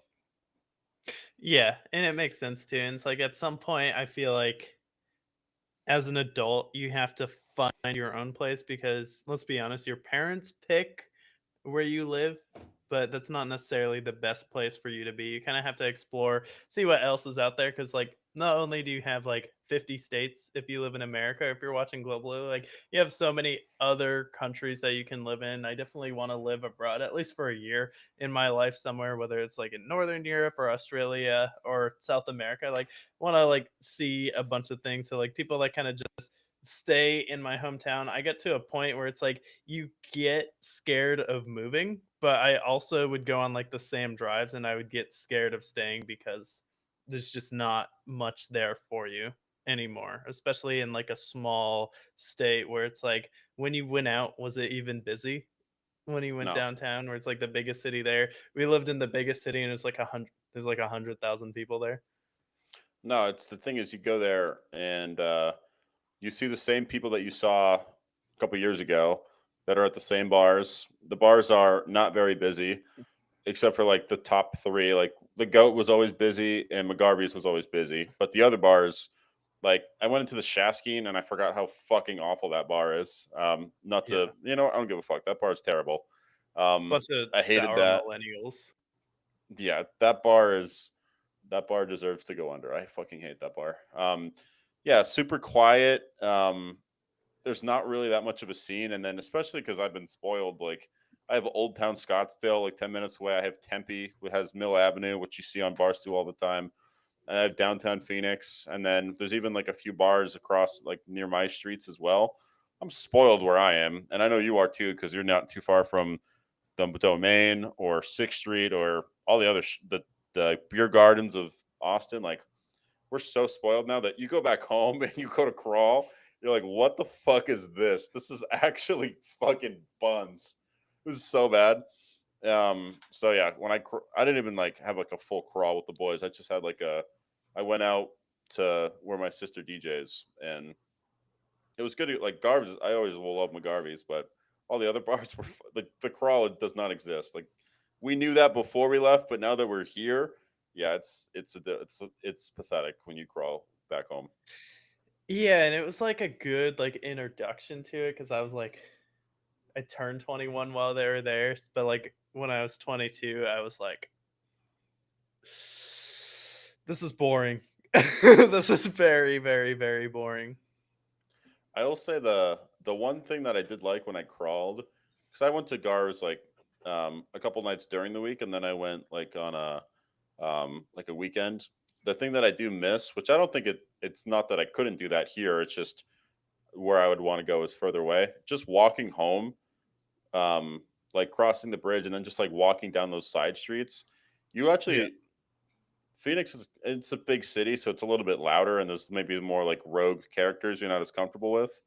So like walking home and it's just like super peaceful and it's like 70 degrees. Like that was really nice. I actually walked around like where my sister's neighborhood was.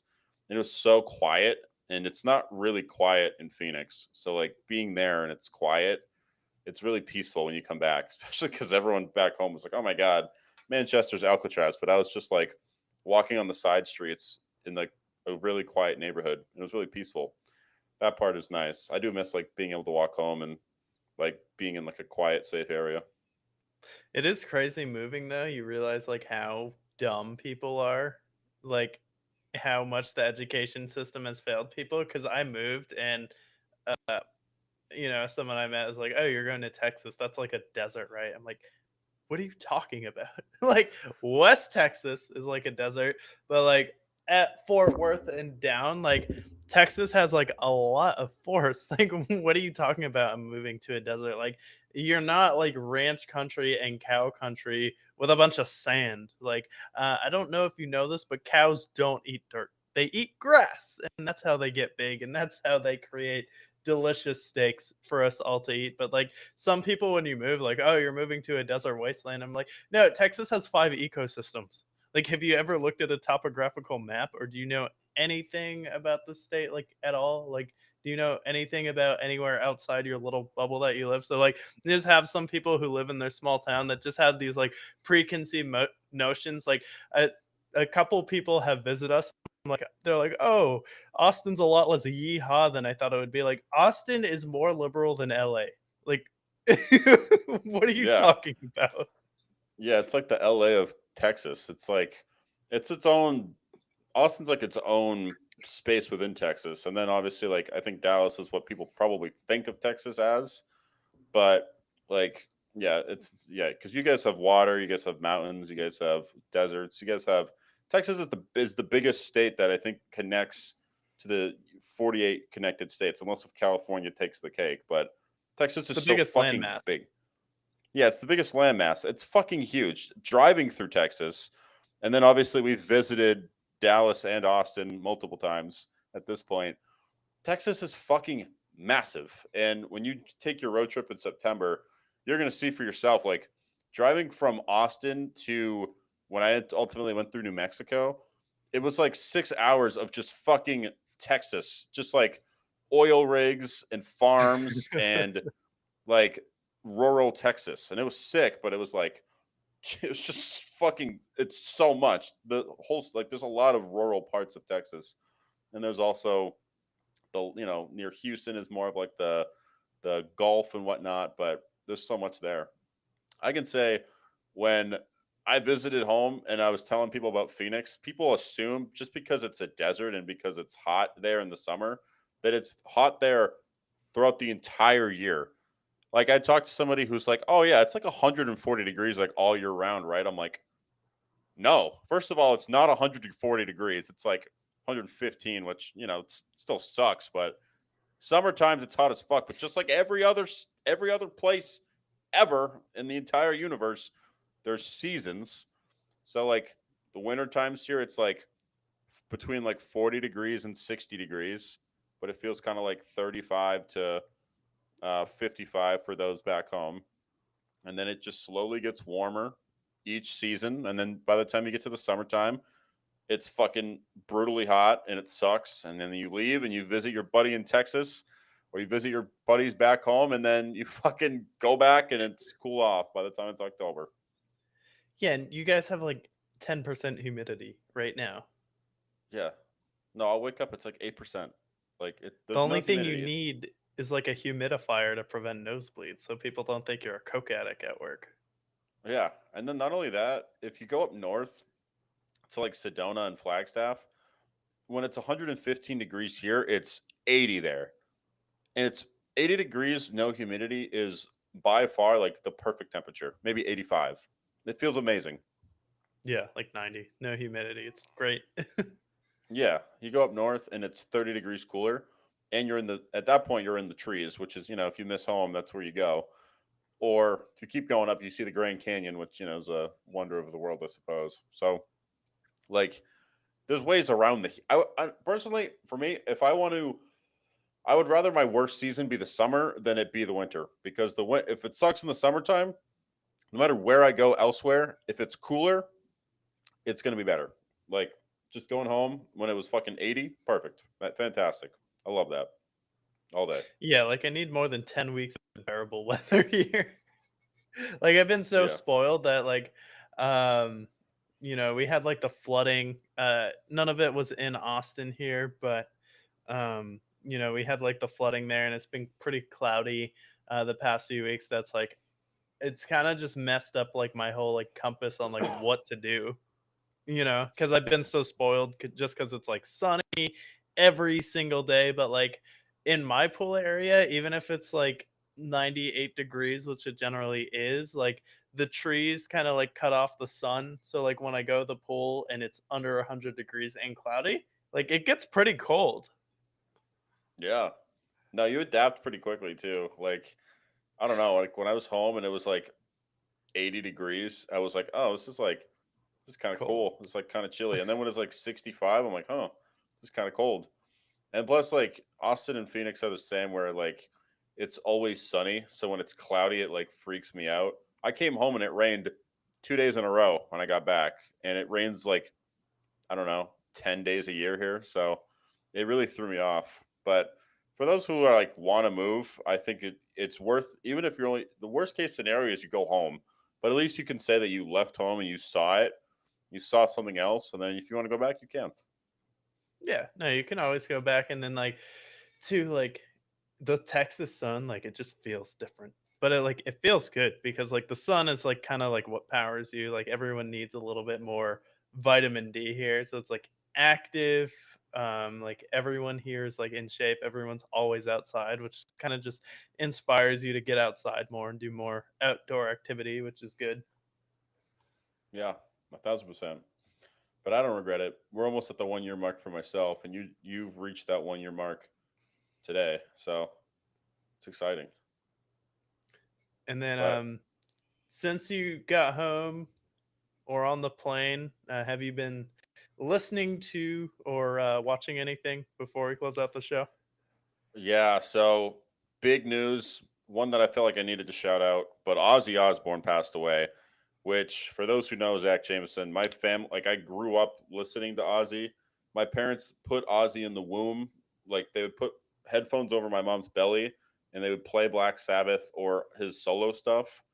So when I heard his passing, I listened to immediately. I listened to Masters of Reality by Black Sabbath, and then I listened to Blizzard of Oz by his like first solo album after Black Sabbath. Um, invented metal. Um, Icon, I don't think fits his word. I feel like he's like that next level above that. He's in a league of his own. So when Ozzy passed, like I felt like I had to like listen to some of his old stuff. And if you're not a metal fan, I feel like your introduction to metal should be listening to Ozzy because if you're ever going to like metal, that's going to be like your introduction, and it's going to be a great introduction. It's probably going to be the best what you listen to, honestly. Yeah, I feel like my favorite quote I've seen about Ozzy Osbourne was someone was like, "This guy sounds like a hive of bees." Yeah, but no one else does. No, he doesn't. And I know a lot of people like discovered him when Post Malone put him on and then went back from his discography from there. But yeah, Ozzy, like I'm not really into old music too much, but like anytime like Crazy Train comes on, like you can't help but like it. And he's definitely one of the goats. I think was his character the one snorting ants and like piss in the Dirt movie? Yes. Yeah, that's the thing. So he died at 76. This motherfucker on a tour with Motley Crue, they were like all out of coke or whatever else they were snorting at that time. And they're like, "Okay, I dare you to like snort ants." So this motherfucker goes and snorts fire ants off the ground. And they knew at that point, they're like, "I'm never going to meet anybody as disgusting as Ozzy Osbourne." Oh, yeah, and then, like, one of the I think he, like, peed on the ants, and then he, like, licked it after that, if you've seen, like, the Dirt movie, and then that I don't think it's McMars, it's the other guy, he goes, pees, like, snorts it up, but, like, honestly, I'm shocked that he made it this far, to be honest, because I He think he also did a show a couple months ago. Yeah, he fucking not only did he snort ants, not only did he bit the head off of a bat, a real live bat, but then some of his stories COVID. of like all the coke that he would do, and then like one time his wife like locked him into his hotel room so he wouldn't go out and drink. So he went through her luggage and cross-dressed as his wife and snuck out of the window. And she came back at 6 a.m. and he was pissing in the fountain outside of the hotel. So he was just like, you want to talk about a guy who needs his own. If you're gonna give a biopic to anybody who deserves a biopic, it's Ozzy by far. His story is Yeah. insane. Could you see Joaquin Phoenix playing him?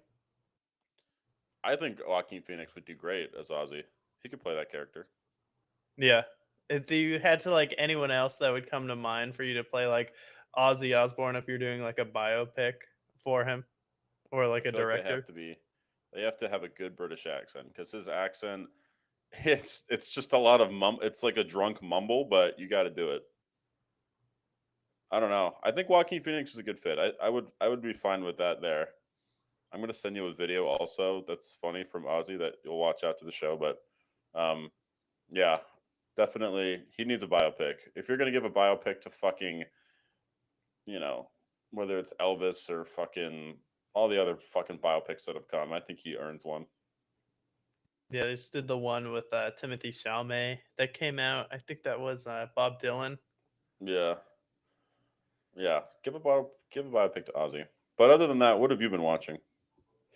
So I watched 2 limited series by HBO, and I think they're good to compare, but for 4th of July, it was a little bit rainy. I'm like, what fits the theme of, like, the 4th of July weekend that's really gonna make me feel fired up to be an American? And whoa, if you watch Band of Brothers, and I had not seen Band of Brothers before, but god damn, I was fired up to be a American after that because this is the show essentially about the greatest generation as it's referred to. And then this is a true story about one of the greatest paratrooper companies in US history in Easy Company. And it's a 10 episode series on HBO, and it was ranked as one of the best shows of all time. I knew like one of my brothers watched it. I'd seen some clips of it. But this is the first time I sat down and watched Band of Brothers all the way through. And it's based on a true story. And they essentially take you through boot camp and then they parachute down into D Day. And then they go all the way into Germany. And then the show ends with them as the first people to get to Hitler's house. And they essentially loot Hitler's house. But there's some ridiculously miraculous things that happen here, especially like on the battlefield. Captain Winters in the show before he gets promoted to captain of Easy Company, like essentially like runs up to the Germans and then he's looking at an entire platoon of Germans and just starts opening fire when he's there on his own. One of the guys just runs all the way across the field to let one of the units know because they were trying to flank them on two sides that they made it across so the other company would come and join them. Essentially, after he got put in because they put a Nepo baby as their lieutenant, but he goes all the way through and runs back. Look it up, and pretty much everything in the show is based off a true story. And it's one of those shows you have to just watch it, but like it's based off it, and it really just shows you the horror of war, where it's not grotesquely gory, like Saving Private Ryan is, but it gives you like the psychological kind of battle as war. And then Malarkey is someone I'll shout out in this show and in real life. It's pretty much the only one in Easy Company to be in every single, essentially major battle that they had in combat here, and he made it all the way through. Then they just show you like the trauma, kind of losing your friends, where one of the characters has to go home because he watches two guys get blown up in front of him. It's like shell shock. So they tackle a lot of like mental illness, PTSD, and honestly, this is the best show I've ever watched. Like I would put Yeah. Breaking Bad up there, but like as a limited series, this is the best show I've ever watched because they don't overindulge in the drama of it. Came out in 2000, 2001, like early 2000s there. But I watched that show, and then right after it, I watched The Pacific, which was produced by Steven Spielberg and Tom Hanks. That one essentially gives you a taste of what the Pacific Theater was like. They try and recapture the magic of Band and Brothers, but that one is a lot gorier. And the battles are a lot more intense in that one. And it's kind of trying to show you like they essentially have one episode where they're in Australia. A guy's dating one of the girls, and she's like, I don't want to date you anymore. Like, you're not going to come home because I think you're gonna die, essentially. So you kind of see that guy like have to deal with that, take that all the way through with him. They show you them storming Iwo Jima in that show, and like compared to Band of Brothers, I just don't think there was as much of a through storyline in there. I don't think you saw them making as much of an impact, but they still do a really good job showing you kind of like how horrific World War II was and how like much these guys went through. Like Remy Malek's character is also really good in that show. And essentially, like I feel like as you watch war shows and movies as an adult, you treat them a lot more like horror content as opposed to just Yeah. like straight up action, because you're like, damn, if I was 17 or 18 at that time, I would have been there. And it kind of really makes you reflect, where it's like if you were that age where you're like 17, 18, 19, 16, where you could join the war, like kind of like you probably would have been there at your age if you're like not rich and your parents can't get you out of the draft. So you're kind of reflecting on like what it would have been like to go through that. And it's just such a It's horrific dark. thing that happened. It's so dark. Yeah. No, it's fucked up. And then especially I feel like it also probably puts you into perspective about any current war that we're getting involved in. Since, I would point to Vietnam only because of like my family's history there, but with current wars with with Israel, with Ukraine, with anything that's going on, like makes the wars. Is it worth the war? Is the war worth it at that point with whatever we're fighting over for the catastrophes that you got to indulge on?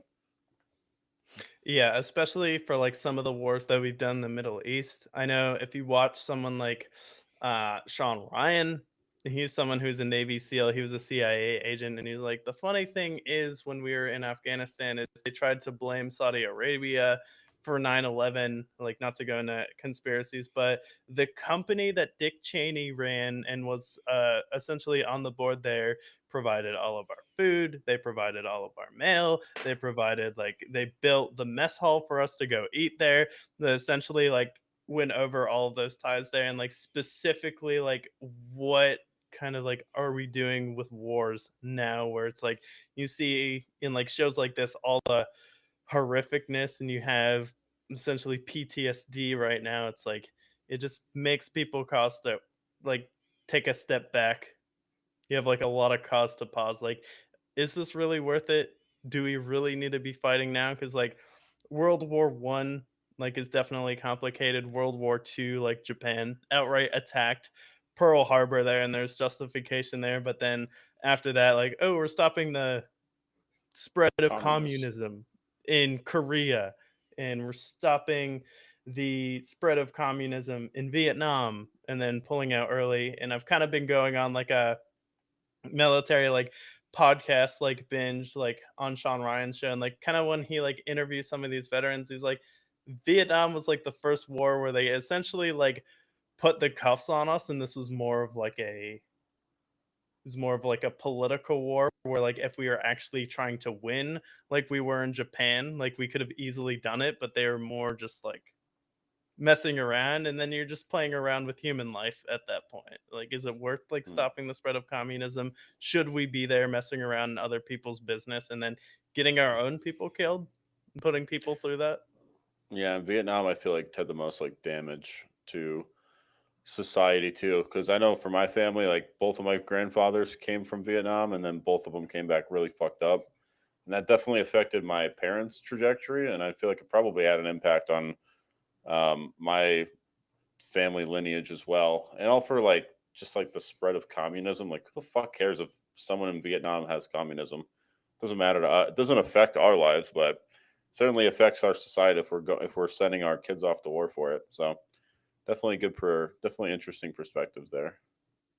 Yeah, another good like movie if you want to like learn more about the Vietnam War is Born on the 4th of July with Tom Cruise. Is like a Hmm. really good kind of depiction of that. Where essentially in that movie, he like gets to Vietnam. And they're shooting at this essentially tent that they think is full of combatants, and they get in there and then they just killed a bunch of civilians. Oh God, no, that sounds. I've heard of that movie before. I'll have to check that out. But good shit. That's so we've been watching. So you've been watching some more war documentaries. I was shouting out Ozzy, but we went over the latest in the NBA. We predicted the AFC North and how it'll shake out, and shouted out what we've been watching recently. Any last words before we finish the live show today? Yeah, we'll definitely be back consistently over the next few weeks previewing the next NFL divisions. We're going to shift over to the NFC East next week, so definitely don't want to miss that. But most importantly, as you're going through your week, until then, Stay stay brave. brave.